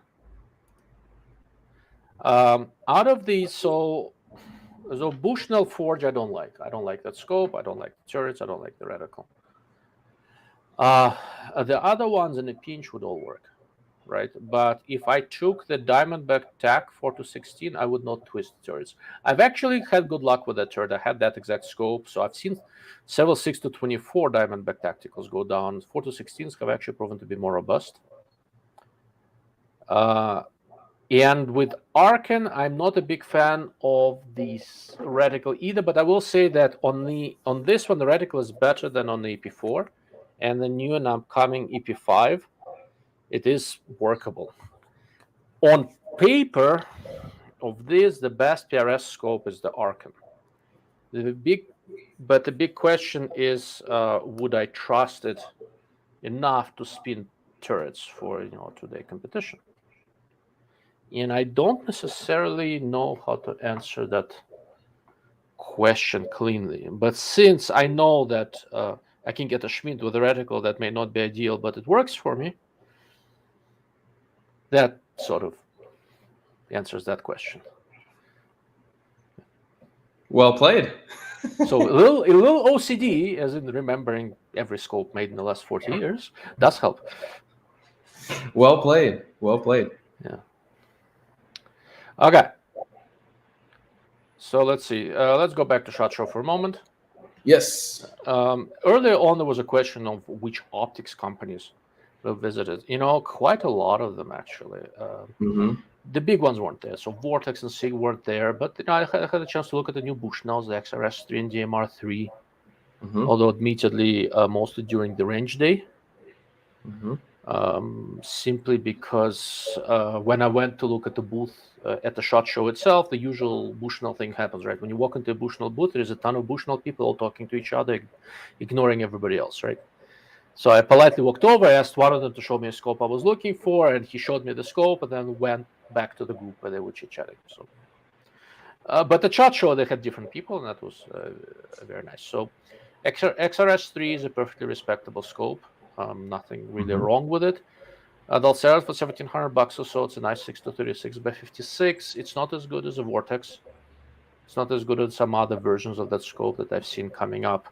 It was really getting fading a little bit past 30 power, but I don't really go past 30 power all that much. Bushnell has a new competition type reticle, the name of which escapes me right now. So in addition to the G4, which is a decent reticle, Bushnell had another one. Do you remember what it was, Will? I don't. I can look it up, though. Yeah, I'm looking it up. Okay. It was kind of like Horus Light type reticle, and I was not hugely impressed with it. It had some weird dimensions to it and such other stuff. I'm on Bushnell's website, so not the best place to look for information. It was really interesting that half of the Bushnell people I talked to didn't know about the new reticle, and it's not listed on their website, of course. Well, that's a good time. So anyhow, so they have a new 3 grid type reticle in XRS3 that was reasonable. They also had DMR3, which I thought was a pretty respectable scope, and that one worked well with the G4P reticle. G4P I liked. I think it is a solid EQL. Reticle is called EQL. It's a new grid type reticle based. Let's see if I can find you a picture, guys. There we go. I found a picture. So it's I'm gonna put it on the screen. I found it on some other website. Where is it? Why is it downloading on me? There we go.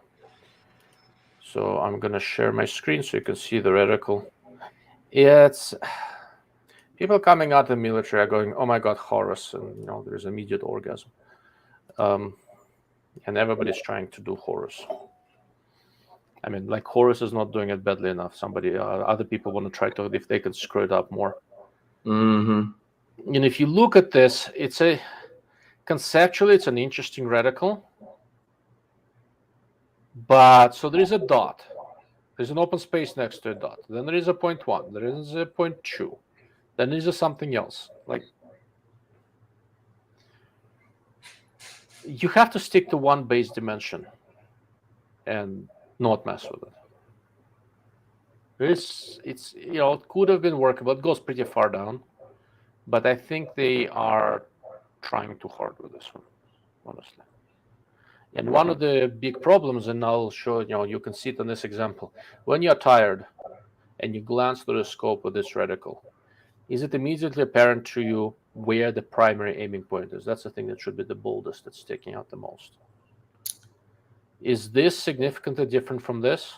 If you see my mouse, or this? It's or not. This, or this, or this. I guess the main way that I can see it is just because I can look at the really long stadia, which is the main horizontal, and then just kind of follow that to the middle. But no, correct. You're correct. Yeah, you have to think to figure out where the primary aiming point is. It is one of the, I'm going to stop sharing. It is one of the big challenges with modern precision reticle design is that we're putting a lot of different features in there, right? They are not simple designs anymore. And you don't want to make the center very thick because you need precision. Mm-hmm. You don't want to make it too thin either because then you don't see it on low power, but fine. How do you make it stand out? And there are ways to do it.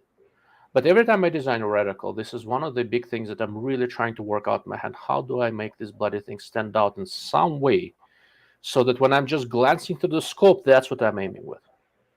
Because when you look through the scope, you have a circular field of view. And the way you're naturally trying to aim, you're trying to aim with the center. So your eye goes to the center. If it doesn't find anything immediately to latch onto, you become disoriented for a split second and start trying to figure out what the hell am I aiming with.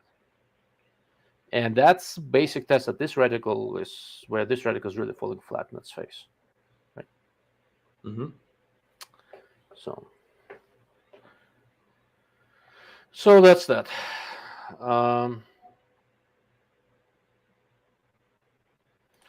Okay. Chen wasn't expecting me to get away with it. But I didn't know SMB that well. Okay, this is a little bit insulting. I would think you'd know me better than that by now. See, Will didn't look surprised. Not in the least. As soon as I saw him on the computer, I was like, "Oh, I missed something here," and there it is.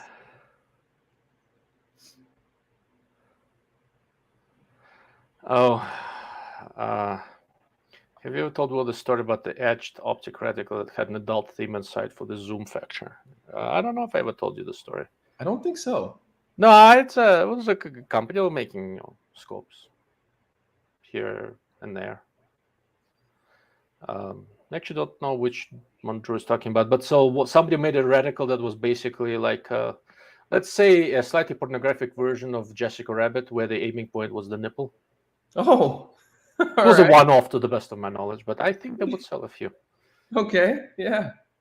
Interesting. I think that's a story, Drew. If not, remind me, because there are some adult-themed stories about me testing spotting scopes in Malibu Hills, but that's a different story. I worked in Westlake Village at the time, so during lunch I drove out, set up a bunch of tripods with some nice spotting scopes, started looking around, and then fairly far away on the edge of the hill there was a house with an open window because nobody really could look in that window, no neighbors, except for a guy with a big-ass spotting scope a mile away. Yeah. If I was a less discreet person, I would have taken some pictures from that spotting scope and made a lot of money with the National Enquirer. Because you could clearly tell who it was. And Okay. They were not married. And they were not married to each other. I know that. Very, very nice. Have you guys heard about the new Miopta Mio Sports scopes? I happened to see it at the SHOT Show. So how does it compare to the Optica 6? I don't know. Did you go to Miopta or not? I did not go to Miopta. Yeah, so I did go to Miopta. I like Miopta, they're a good company. I did see the scope. It's not a competitor to Optica 6, and it's not intended to be. So Mio Sport is a 3 to 15 by 50 scope with a number 4 reticle, and basically illuminated little, I think, dot in the center. Covered turrets, side focus, and illumination. It's basically designed to be a modern general-purpose hunting scope. While Optica 6 scopes are kind of sort of precision-oriented designs in many ways, right? In terms of build quality, etc., they look not too dissimilar. but it's hard to say. I mean, they look like the same generation scopes, like Optica 5, Optica 6, and Meosport. I wouldn't be surprised if they're all related in some way, especially Optica 5, the 5X erector.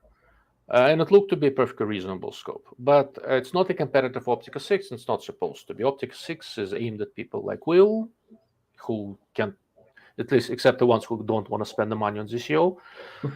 And Meosport is aimed at hunters. Plain and simple. Okay. All right. I remembered the right story about the reticle. Yeah, that was kind of interesting. Every once in a while, I wonder if I should start an optics company, and if I do, I'm gonna make a front focal plane reticle where if you zoom out on lowest power at the edges, some fun stuff appears. Just for shits and giggles, because we live in this world where everybody's afraid to offend anybody at all. Yeah. And I bet I can come up with some simple symbology, easy to etch in the reticle, that will offend everyone. That's fair.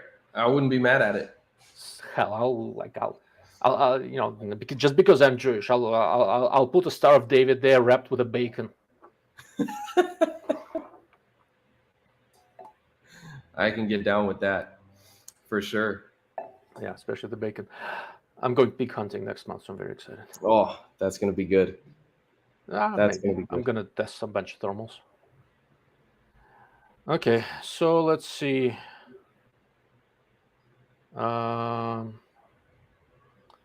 Before we move on to other scope manufacturers, I'm kind of glancing at the comments. So, Chen, forgive me, I'm going to postpone this until a little bit later. Crossover discussion can get a little bit long, and I just wrote an article on it. It's going to be in the next PRS shooter. I think the new LHD is the purest expression of the crossover theme. And once you start talking about other ones, it becomes in sort of a prolonged discussion.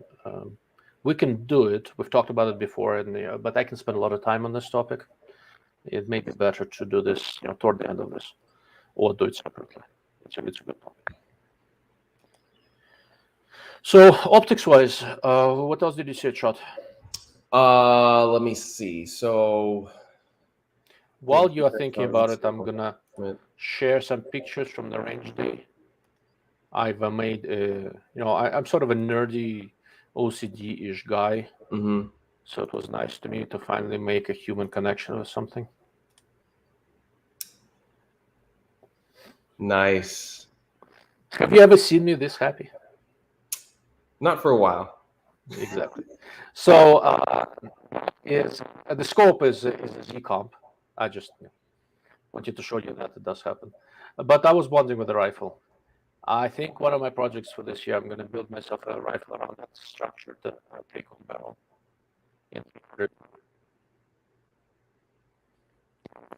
I've seen those structured barrels before. Yeah, they were not new. It's basically take a bull barrel and they drill longitudinal holes, radially symmetric, around the main barrel, and do some dimples for cooling. So you basically get a huge diameter barrel. It's not quite as heavy, but it's stupid stiff. But no load development, nothing. The thing just freaking shoots. At least that's what I've been told.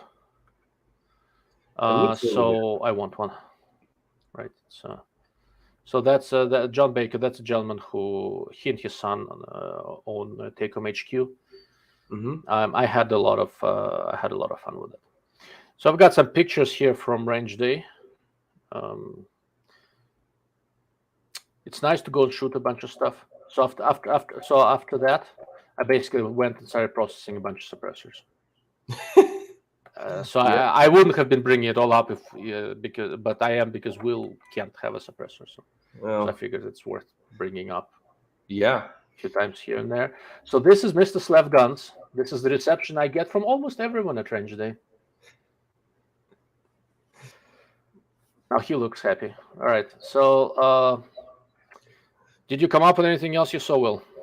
And I'll optics-wise, some other interesting pictures here.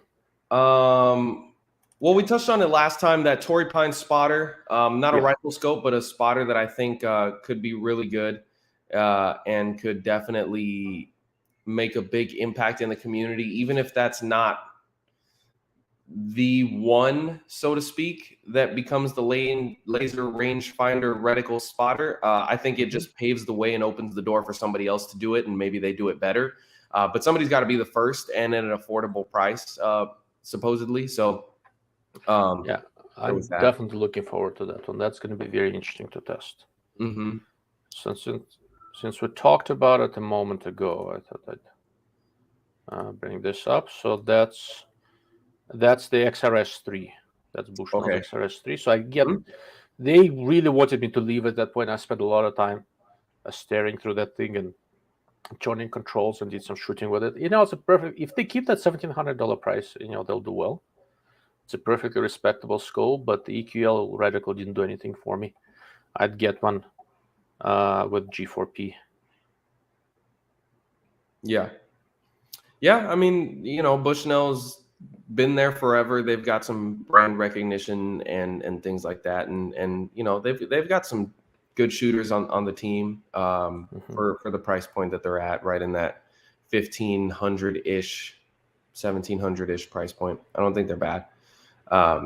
But looking at all those rifles reminded me of one thing that I thought was really interesting that we literally caught at the very tail end was that accurate mag multi-cal rifle. And the only reason that I even bring that up is because of the price point of what they want one to. sec. So Chen's heading out. Thank you for visiting with us, my friend. Good questions. Thanks for all the questions. Yeah, sorry, go ahead. So it's the price point of what they want to do and how. I mean, we've seen a quick barrel change systems before, AI, Desertec, Barrett MRAD, the Cadex Kraken, things like that. But this was one screw, but the same clamping style with an extension like a Desertec.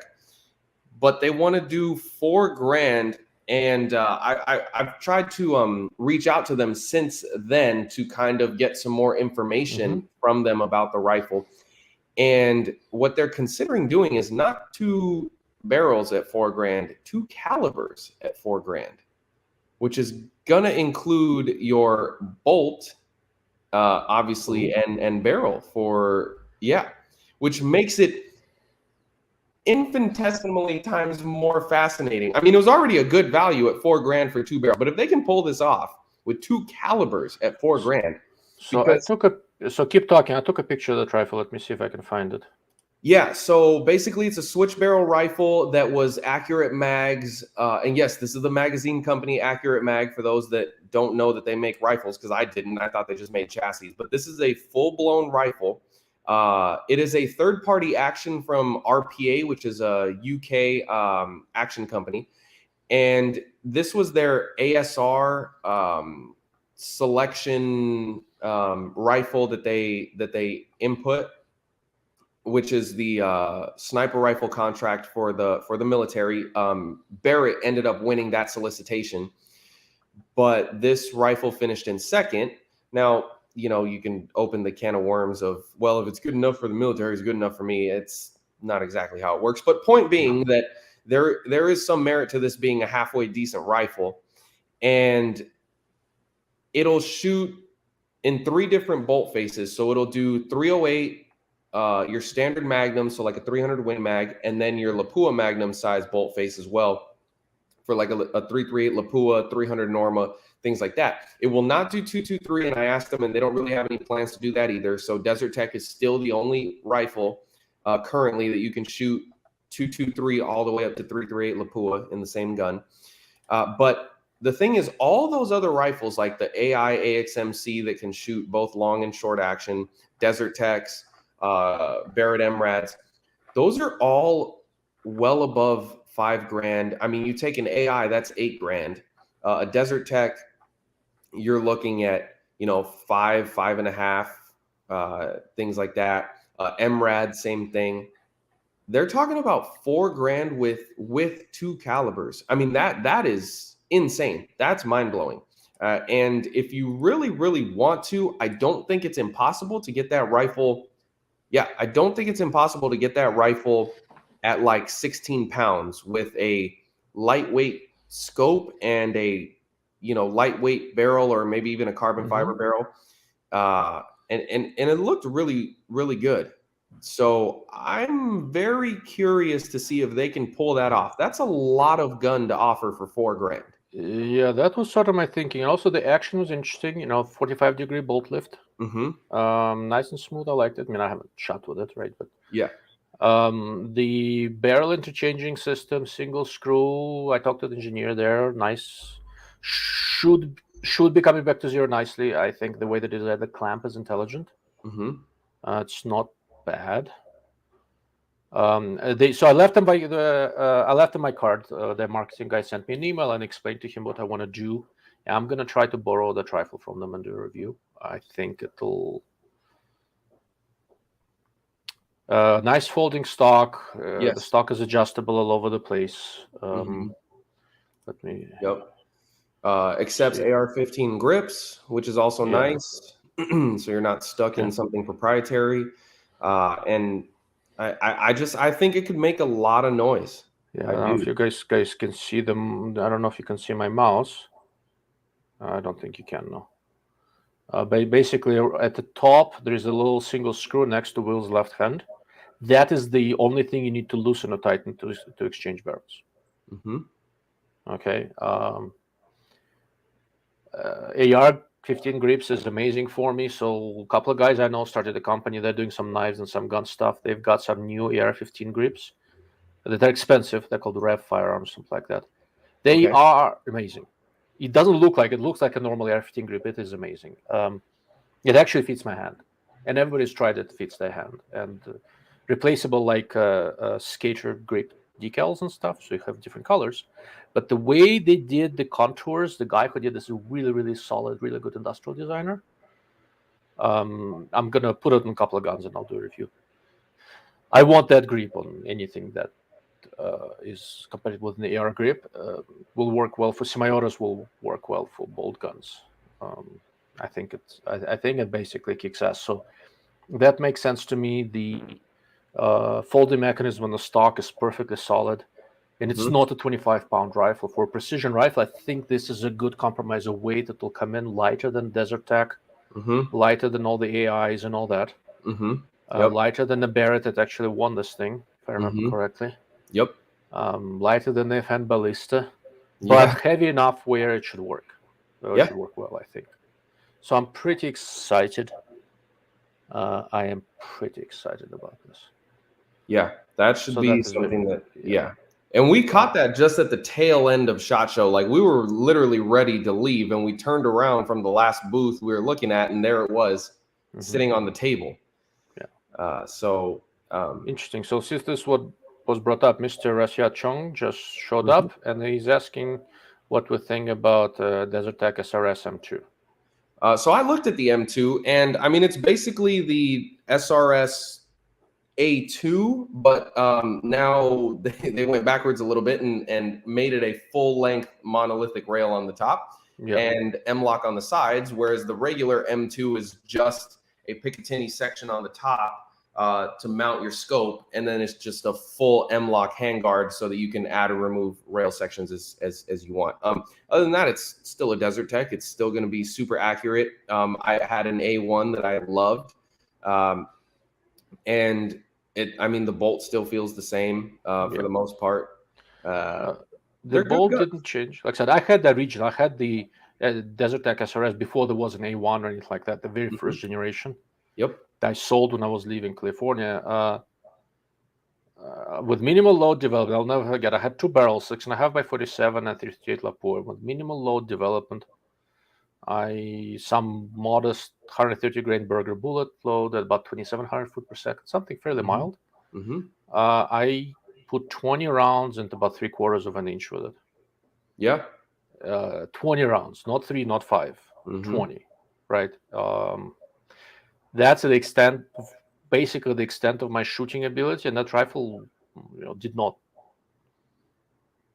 I know everybody on the internet is shooting 8,000 round 1/4 inch groups and all that sort of stuff. Right, I don't.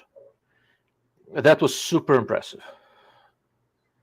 but it still has an issue of a single stack magazine. The magazine system is the same. It has its advantages. It has its weaknesses. It still has the issue of whenever Desertec starts redesigning, nothing is backwards compatible. Like if I could update my original Desertec to a handguard that wasn't quad rail, I probably would have kept it. I couldn't. There was no way to do it. Yep. So it's a good system. It has some flaws. It has some strengths. I love the bullpup configuration. Still the best bullpup trigger I've ever seen. Yeah, same. Agree. Totally. And basically, I would say this: if you can live with the weight and with a single stack magazine, it is arguably one of the more compelling weapon systems out there. Yep. Now, I've had a couple of friends come to me and point out why I'm willing to buy something from SRS, because apparently the family that owns it is some really, really religious Mormons with some really interesting beliefs. I had not heard of that before, but neither have I. Some seriously cookie shit, apparently. I don't know. I'm not really in the market for Desertec, and I didn't spend any time researching this, but yeah, there are some. There is this T-Rex Arms, Lucas family. I will not touch anything that they do, not because the products are bad, because this whole Lucas family is weird. And I just don't want to have anything to do with them.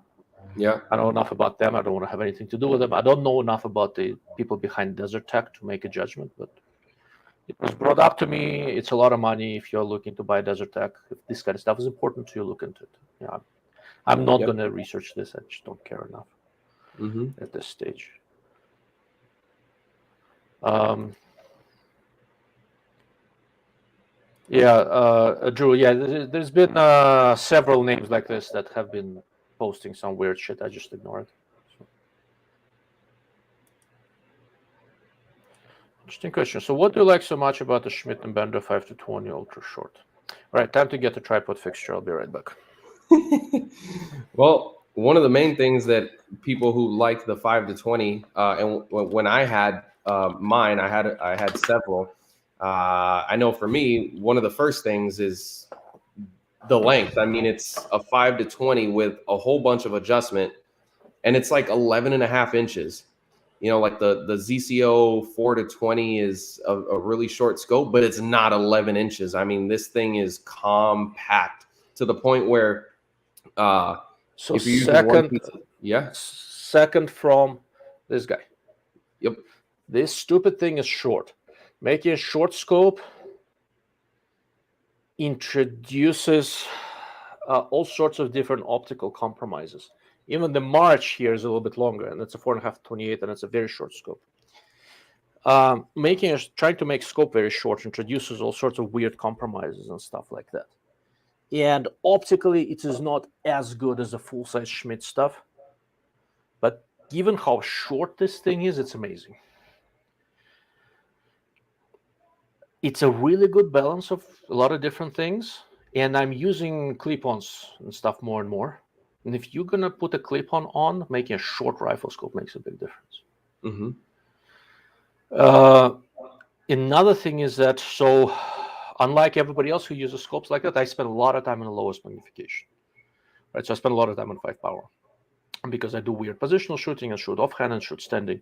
When you're putting a scope on an accurate gas gun, which is what I would shoot, standing and stuff a good bit, making a short scope has a significant difference to the balance, because now the balance point moves and ends up being between your two hands, right?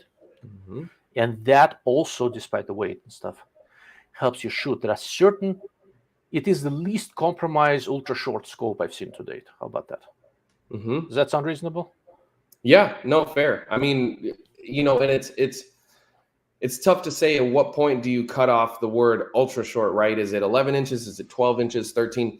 For me, the only other scope that is short enough to even kind of be in the category and still have the optical quality is the ZCO 4-20, but it's still bigger by a decent amount. So I mean, truly, there's really nothing in that. Well, so there is the March 4.5-28 by 52, which is How long shorter is than that the one? CO.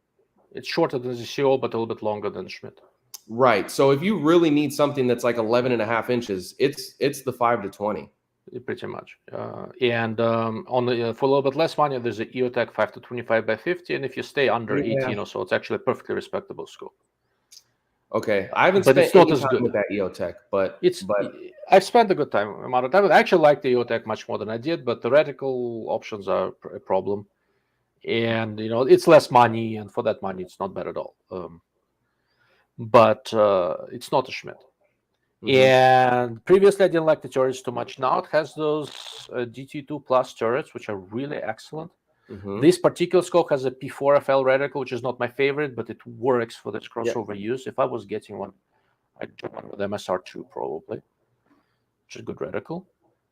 And illumination, that's a lot of that scope just works.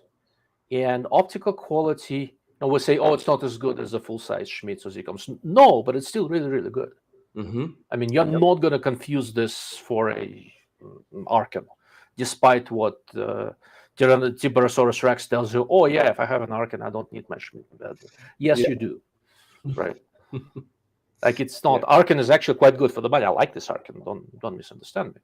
I just don't like the shills. The scope is much better than they make it sound. In a way, right? Because when I listen to the shills, I assume it's crap. It's not. It's actually a decent scope. Yeah. But it's Schmidt tells me that scope, since they designed it, nothing has changed. And I will bet my left testicle that they redesigned the eyepiece. Because when that first generation of the ultra shorts came out, it was not the same. And the eyepiece now is better. It's much easier to get behind than it used to be, and the exit pupil in low power looks bigger to me. Yeah. Go figure. I don't know. Yeah. And then I see that someone also commented they have a 5 to 20 on their LMT gas gun. And honestly, the 5 to 20, I think, is a perfect type of scope for a gas gun. So I don't think they have a 3 reticle available in it right now, at least straight from the factory. They used to have the H59. I know you're they not. They had a tremor or something, but I don't consider it a 3 reticle. That's a mosquito net. Yeah. So as far as I know, the Grid 2 is not available in that one. No, I really want it though. Yeah, I had one with the H59 at one point on my Scar 17. So they used to offer that. I don't know if they still do. Yeah, they do. So they have H59, Tremor 3, MSR2, and P4FL. So I like the MSR2 quite a bit. I had one with a P4 as well. That was my first one. Yeah. I won't do a Tremor 3. An H59. Yeah. An H59 I can get by. It's not my favorite, but I'll take that over a Tremor any day if those are my only 2 options. What are you trying to say, that those universal wind dots are not that universal? Yeah. Yeah, there's no free lunches. I think people have to realize that, man. There's just no free lunches. And as much as marketing wants to tell you, like, hey, this works like this and it's way easier. Like, guys, this is not the sport to look for free lunches. It's not. No. I'm sorry. Yeah, you can have it cheap. You can, or cheap or good, or what was the third option? Fast. Don't remember. Whatever. Yeah, cheap, good, fast. You pick 2 out of 3, right? Something like that. Yep. Yeah, that's fair. So that having been said, eventually I will convince them to put the grid reticle into 5 to 20, and then I'll buy one. I think it's an excellent. That would be a great combination with the DT2. Yeah. But as is, like I said, I don't like dialing for wind. But with P4FL or with MSR2, I can hold wind, and I'm perfectly comfortable dialing elevation. I think it's a really excellent design. So, Will, we've got a question here from Mr. Tyler Ogilvy. So we are been at it for 2 hours, actually. So we'll take a last question or 2, and then let's do the final overview of what we saw. There'll be no more questions at that point, and then we'll have to wrap up. Yeah, so I'll do this one kind of quickly, but how are you liking the KRG now that you've been spending time behind it, comparing it to MDTACC and the MPA Matrix? So honestly, I love it, man.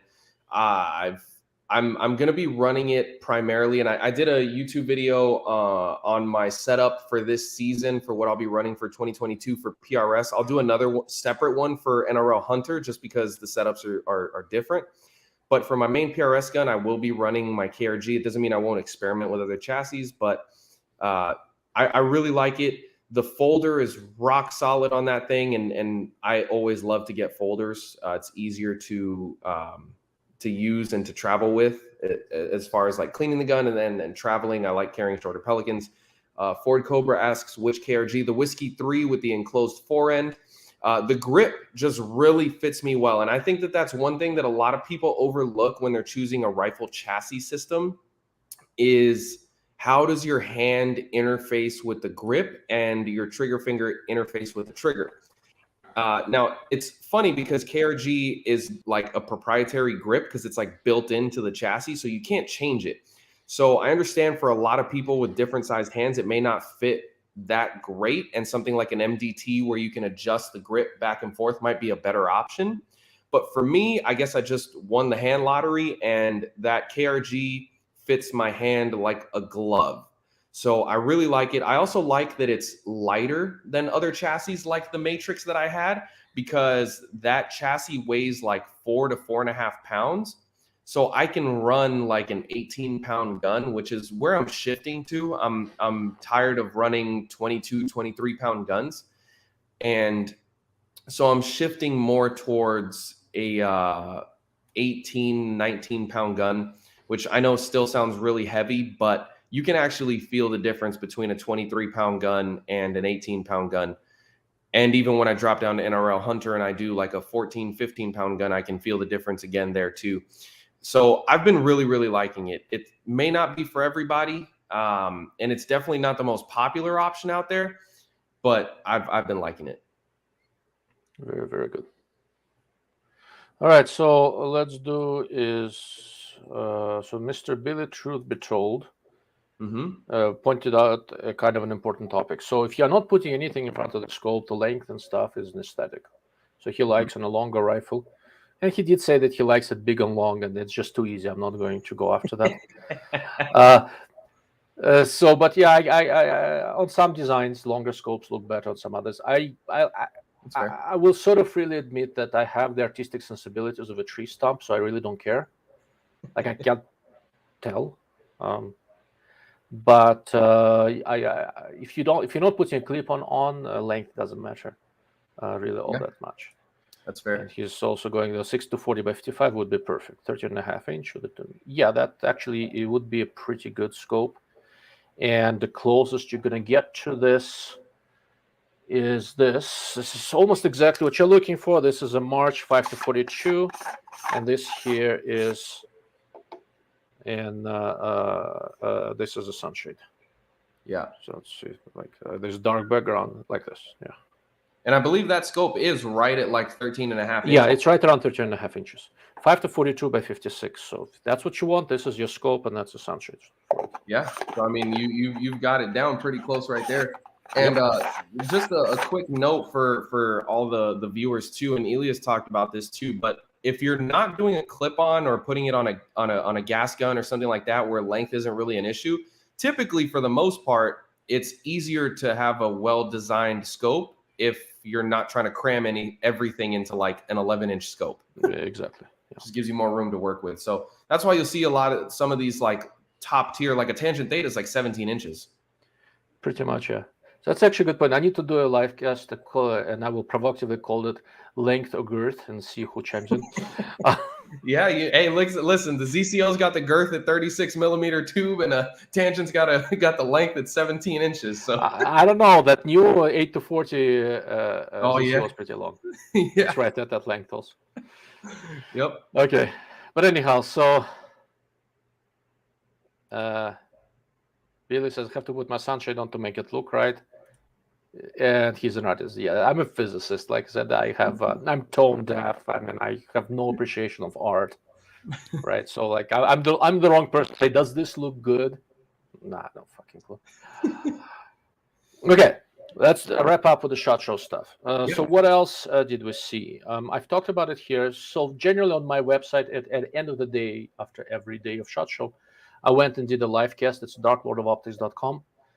And there are 4 of those on there, where I just kind of at the end of each day went over my recollections. So what we did today is not exhaustive. We just wanted to bring a few things up.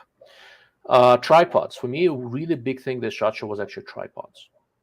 With optics, there are some memorable things, and there are a couple more that I want to mention. With tripods, I looked at a lot of them. There are 3 big things for different reasons. The one I knew about was the field optics research. So I used their big heavy tripod. Well, actually not that heavy, but they're really good. And they sort of inverted the bolt top head and made what they call a dome tripod, where your hand is in a much more natural position. I really liked it for precision shooting. It's going to be a really interesting design. It can do some damage. I think you're using the RRS wheel, right? Yes, I am using RRS, and I also have the Vortex Radian tripod. Okay, yeah. With RRS, I'm using that anvil, whatever it is, that locking lever thingy. Yeah, so I had the same reservation with it as I think somebody there brought up. It's an amazing head, but once it locks, how do you do micro adjustment, right? Right, there is I end up doing those all the time. So really like that dome drop tri head. When I needed it locked up, it was locked up, right? When I did, but I have a lot of latitude there and how to adjust the tension so that I can still keep it adjusting. My hand is there, I never have to move it. And when I'm ready, I can tighten it. And when I tightened it, this within that room where we were, it did not shift as I was tightening it, which is a big deal.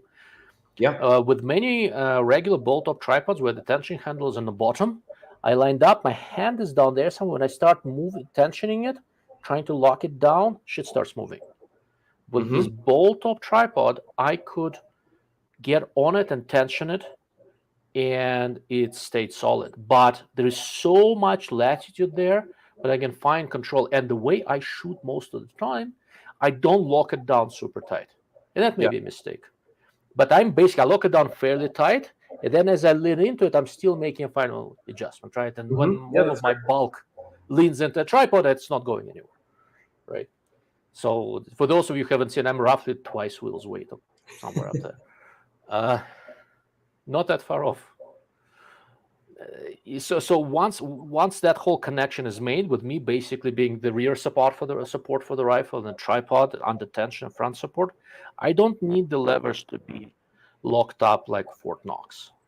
And that is an interesting point. And I think that a dome top tripod will likely do it for me. There are 2 of them in existence. They are, doing the final touches. So once it gets here, I'm going to do a review. You got a chance to play with it, right? Yeah. So it does look like a really interesting option because, so as Ilya pointed out, I do use a Really Right Stuff tripod with an Anvil 30 head, but it's not perfect, right? And I've talked to Really Right Stuff about it, and those guys are nice, and they're very capable. I like them quite a lot. So yeah, and they've admitted that, and it's no easy task, right? Because everybody wants the micro adjustments of a ball head, but they want the stability of a leveling base, and that's a really tall order to fill. And so I've told them before over there that the Anvil is a great shooting head.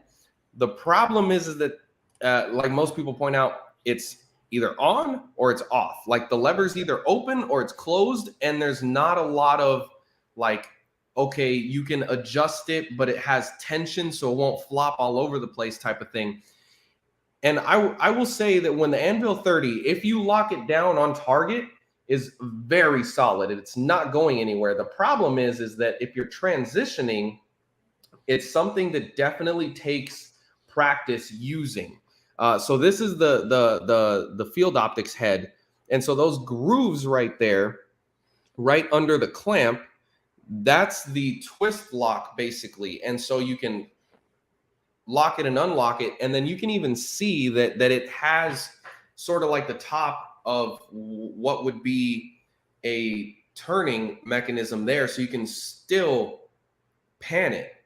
So over here there is a little handle there. That's a standard pen head. I can lock this dome thing, then open up the lever on the pen head, and really really twisted around. Yep.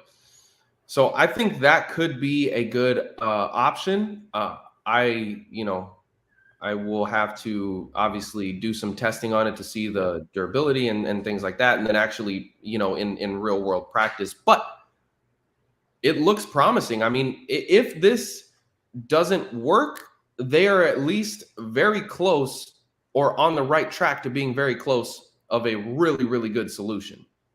Yeah, I believe so. So, and another thing, because they put the tensioner up top here, notice the base underneath it does not have the dimensions of those huge balls. So now when the legs all fold, it's a much slimmer package from a transportation standpoint and all sort of stuff. Like with some side pockets of different backpacks I've had, this will probably just fit. Yeah, absolutely. Inside, not outside. So it's kind of interesting. I know that it would slide into my PRS backpack, no problem. And the thing is that realistically with that design, I don't think you literally you collapse that as small as the leg diameter will let you. Like Pretty there's much. no really way to get that to collapse even smaller. And so I think they did a good job with it. Yeah, so for me that was really interesting. Field Optics Research is also going to be importing another brand of different thermal night vision optics called PARD, P-A-R-D. That actually looked very, very good for the money, but it's one of those things until I get my hands on it, I don't know. They've been out in Europe for a while. They have a good reputation. Generally, one of the big things is that there's so much decent thermal coming in, most of it made in China, but it's gotten much better. Pulsar, ATN, PARD. I really like the Envision stuff. In the 3G unfortunately wasn't there. Envision Nox 35 is just amazing. Expensive though. I'm going to be testing the new Steiner. So there's all sorts of stuff coming out, and hard to evaluate thermals at SHOT Show. Okay, but thermals was a big deal. Everybody's really jumping in, including the Field Optics Research. They're trying to do, I think, more than just tripods, but this new tripod is a very, very clever idea. Once they fine tune everything, I don't know if it's for everyone, but for me, it will probably become the go-to shooting platform. It's just so much where the hand sits on this dome is so much more natural than a typical tensioning handle. Okay. Another tripod that I really liked was this British company called Spartan Precision. They also do this Javelin. The website is javelinbipod.com. You were there for that one too, right? Yep. Yeah. So I'm going to look for a picture if you want to do a quick introduction of it.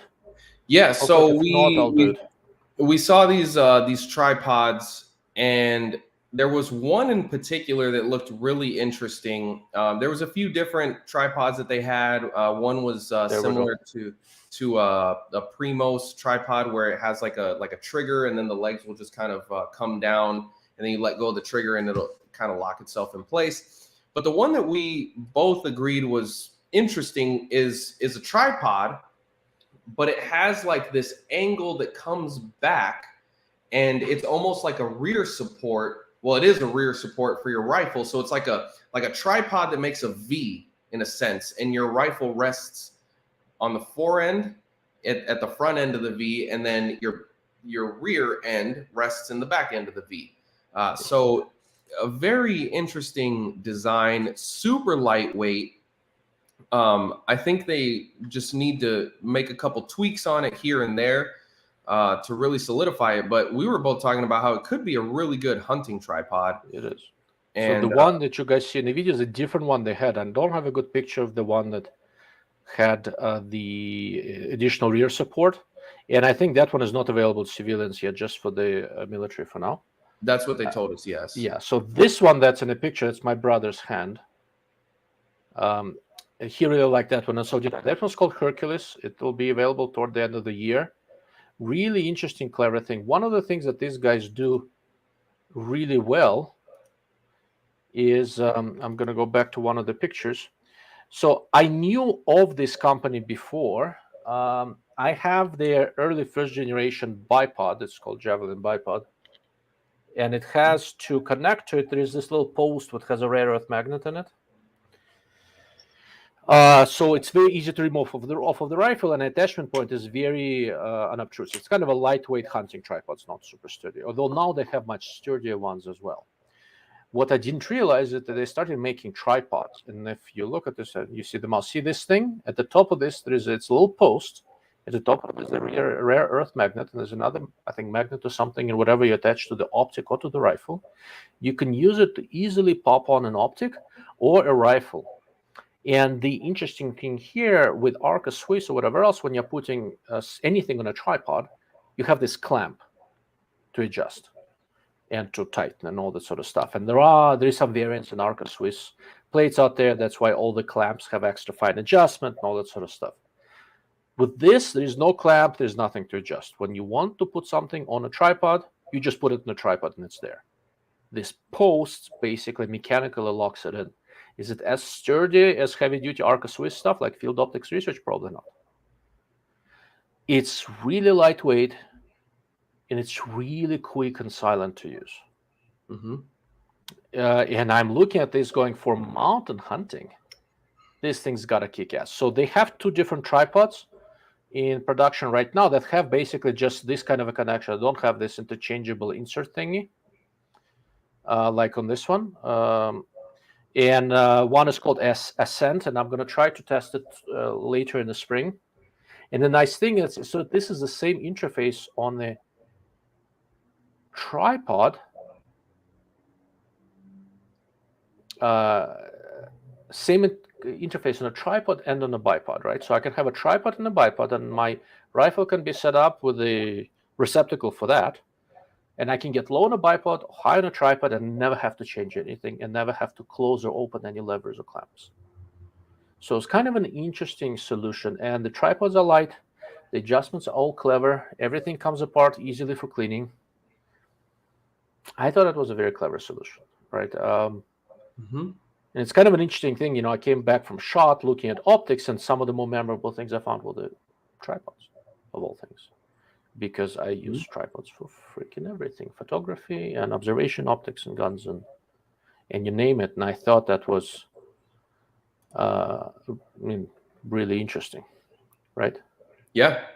Their interface mechanism is probably the most interesting part of those tripods, because we've seen lightweight tripods before and things of that nature, but it's really fast and really quick. And yes, I agree that I don't think it's going to start replacing true competition tripods. They're just not that big, and the leg diameter is smaller and potentially, they're lighter, so they're not as heavy and things like that. But one of the things that you brought up, which was a good point, is that so Arca Swiss, right? That's what a lot of people are using to clamp into tripods.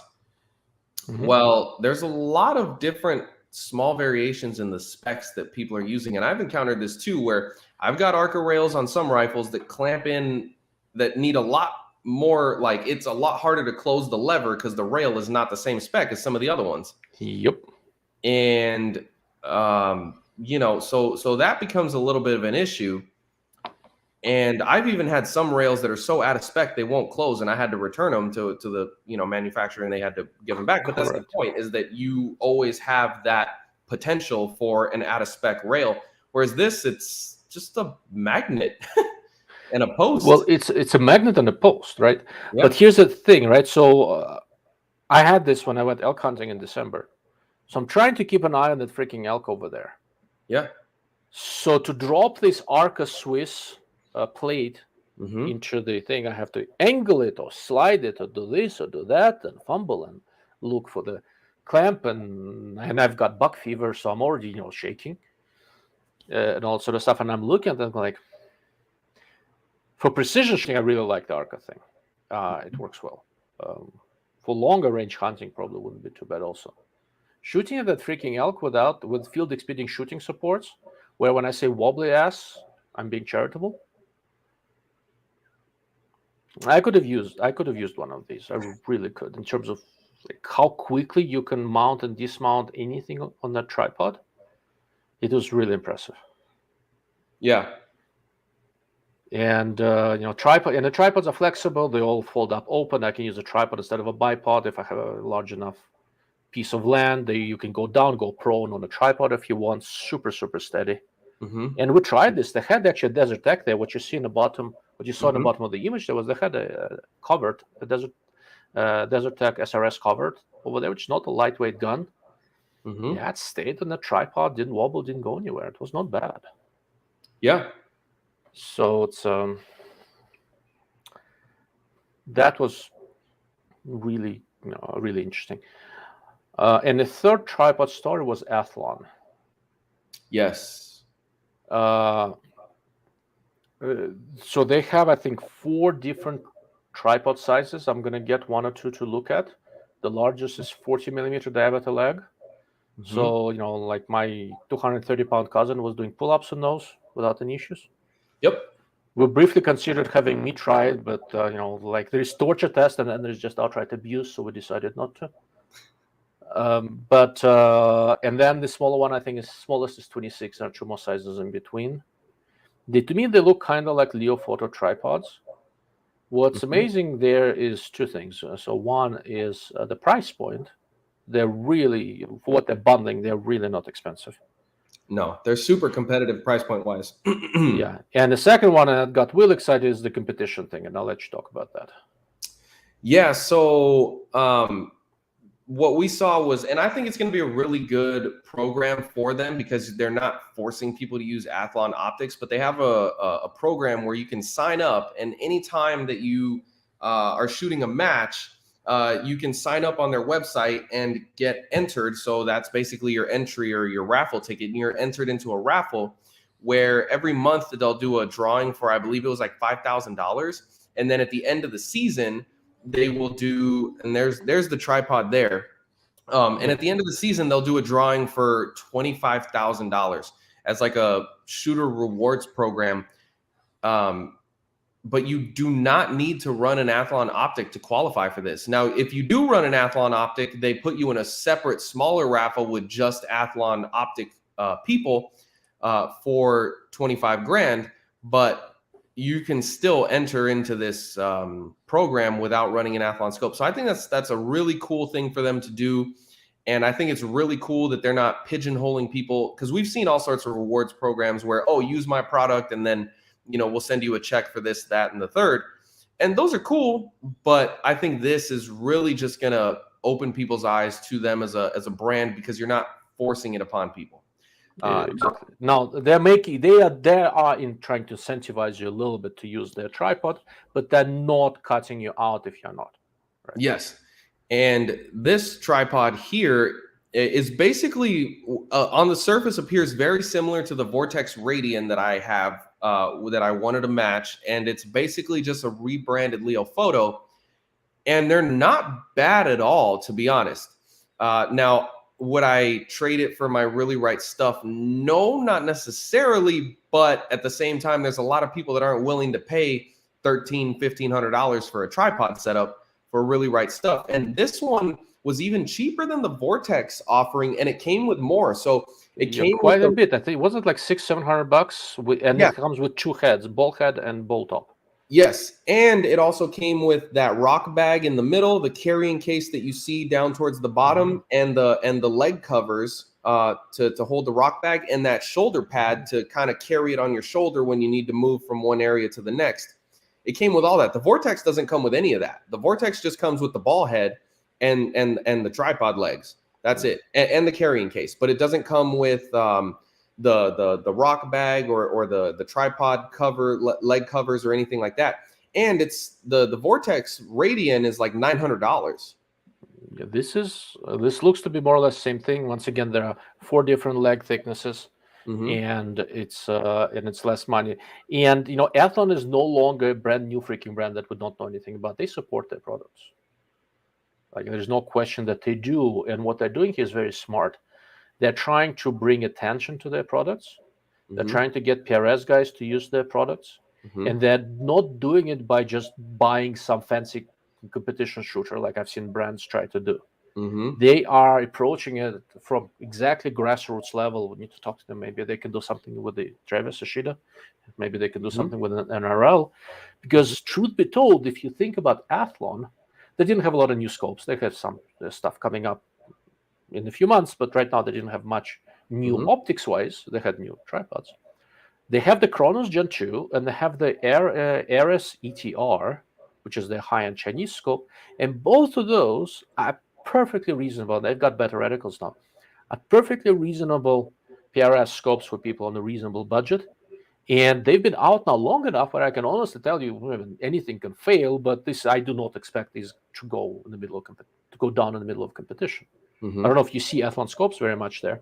You probably don't, and Not you a whole should lot. because they are legitimate scopes. Yeah, so I think when Athlon first came out, it was it's just a knockoff Vortex, and that was kind of the narrative and things like that. So you don't see a lot of them, and that's unfortunate because I don't think they're a bad brand. Like you said, they have the Cronus, which I think is a nice scope. And I do appreciate that they are doing it, like you said, from a grassroots organic level, right? Where they're not pigeonholing you into, buy our product to be eligible for this $25,000 prize at the end of the season. And I think that that's really cool because I can appreciate that. Even though I'm not an Athlon user myself, it's for the guys that are getting into the sport, and you can steer them in hey, look, Athlon is doing this for the community. Maybe pick up an Athlon scope if that's something that's in your price budget and it fits what you want. It's another option to consider, and it gets you into a $25,000 raffle. Look, even without the $25,000 raffle, right? So we all look at the top end shooters, and what they use is dominated by nice stuff: Z comps, Tangents, Night Forces, Schmitz, whatever. Leupold has sponsored shooters. Mark V is a nice scope, all that sort of stuff. But that is not going to grow the scope. Right. It's nice for the equipment race. It's not going to grow the scope of the sport, right? What's going to grow the sport is $1,000 accurate rifle on which you can put $1,000 scope, and if you're good enough shot, be competitive. Yep. Right. And you can take, as we bring this up all the time, you can go buy a, Tika T3 of some sort with thick enough barrel, right? Pop a $1,200 Athlon Ares ETR 4.5 to 30 by 56 on it, which is their highest end Chinese scope, and it's a legitimately good scope. And if you're a good shot, you'll be competitive. It will absolutely not hold you back. Right? Between the top 5 shooters, slight differences might give one slight edge somewhere in there, right? If you're not a top 5 shooter, and most of us aren't by definition, right? I can tell you if I went to shoot a competition, any of the scopes I was just mentioning, I'd do the same with any of them. They're good enough. Nobody knows this, right? Yeah. The guys, because everybody is looking at the Phils and Austins and everybody, all the sponsored shooters. Yep. And now Athlon very cleverly is bringing attention to them, and I think they should. And what they're offering is something that nearly everyone getting into the sport can actually afford. Arkan is to some degree is doing the same thing with their optic, but Arkan is new. Athlon has been around for a little while now. I have a lot of faith that Athlon is not going anywhere. Arkan probably isn't either, but still. True. Well, and the other thing too with Athlon, because they're so new and because of the way that they started, they're still fighting off a lot of that stigma when all those Arkan shills were everywhere. And honestly, that just rubbed so many people the wrong way that it's going to be a while before they can truly shake that. And I agree. I don't think they're a bad scope for the money. I really don't. I don't like the reticle offerings, but the actual scope I don't think is terrible. I just think that they're going to be fighting that brand stigma for a lot longer.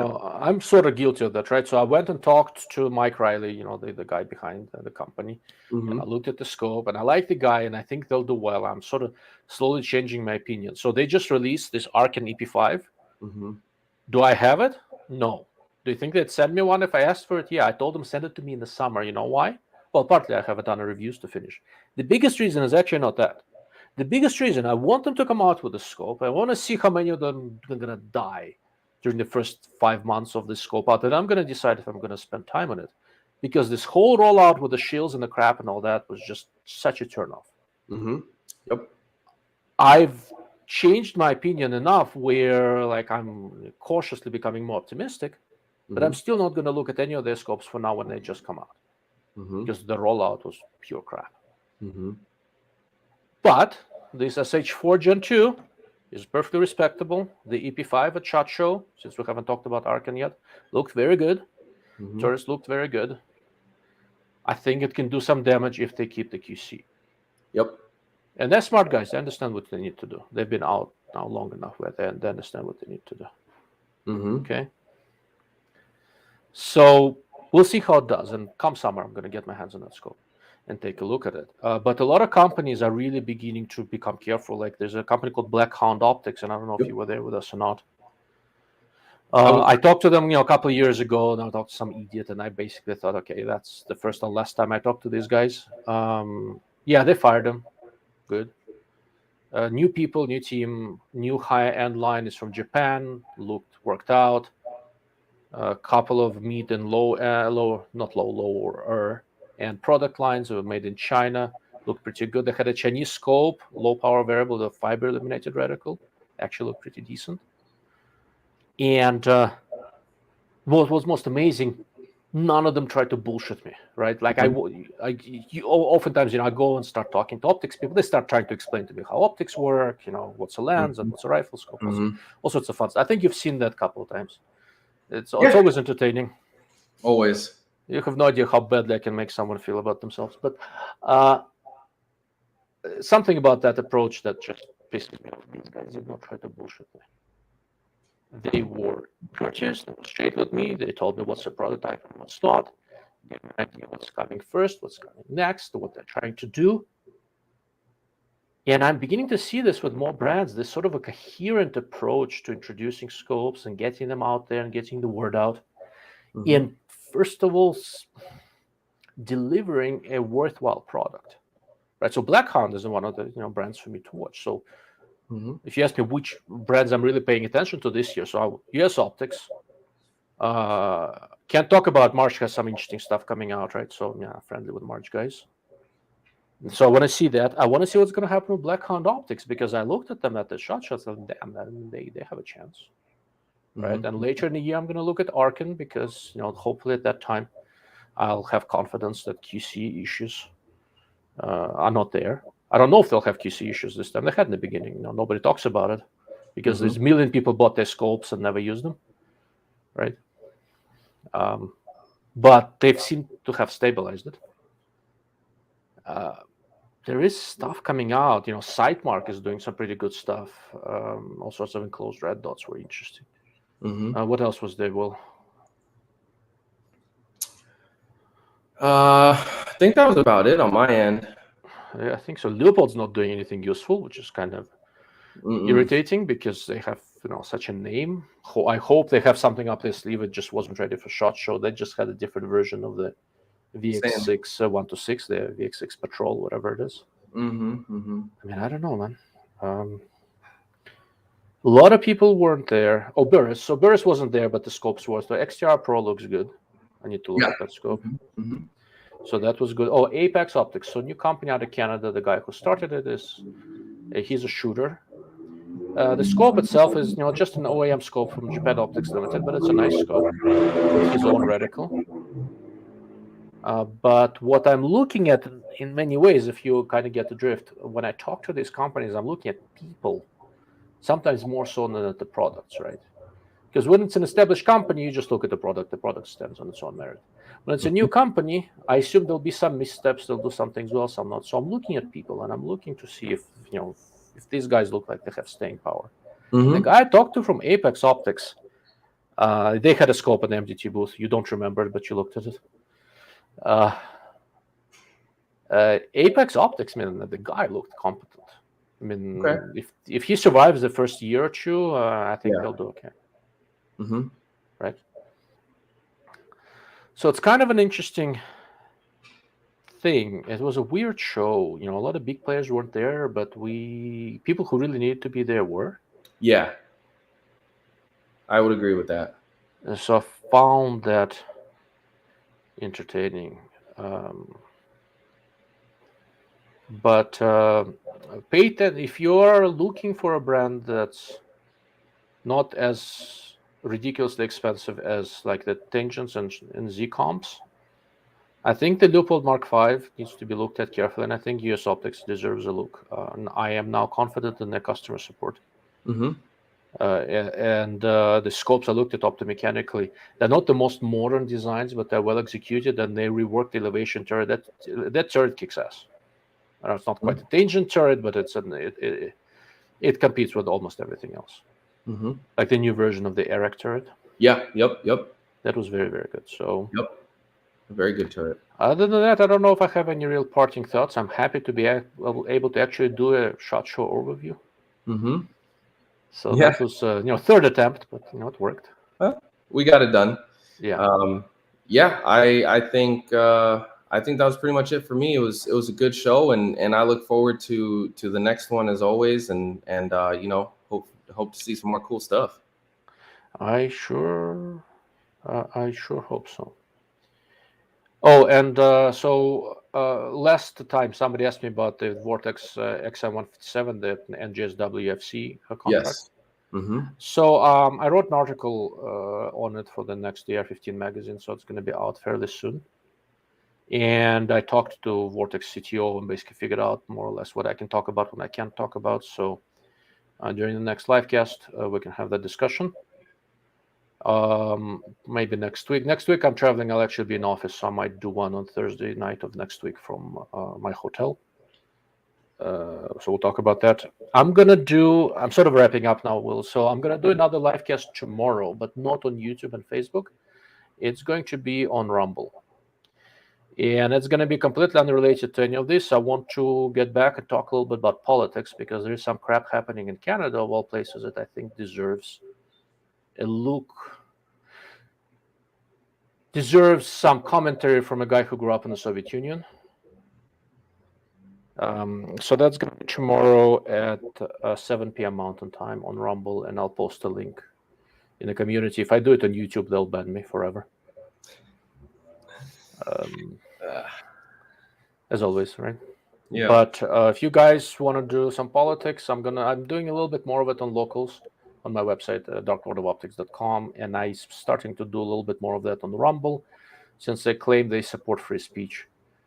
I'm not planning to do politics for more than 15% of my coverage. I'm an optics guy, by and large. But when something interesting happens, you'll hear from me. If you guys are interested, once again, Dark Lord of Optics on Rumble. Check it out tomorrow evening. And with that, Will, thank you very much for joining me. I do appreciate it. Yep, no problem. And I will send you some pictures of suppressors, just so that you know they exist. Yeah. Thanks. And with that, guys, so if anything about SHOT Show that you think we didn't cover, please put it in the comments, or contact me through my website, whichever is easier, and I'll try to address it the best we can. I know there are some comments that were just came in that I haven't touched on, but I really have to wrap up for today. Mm-hmm. This ended up going a little bit longer than I thought. Yeah. Thank you all, and good night.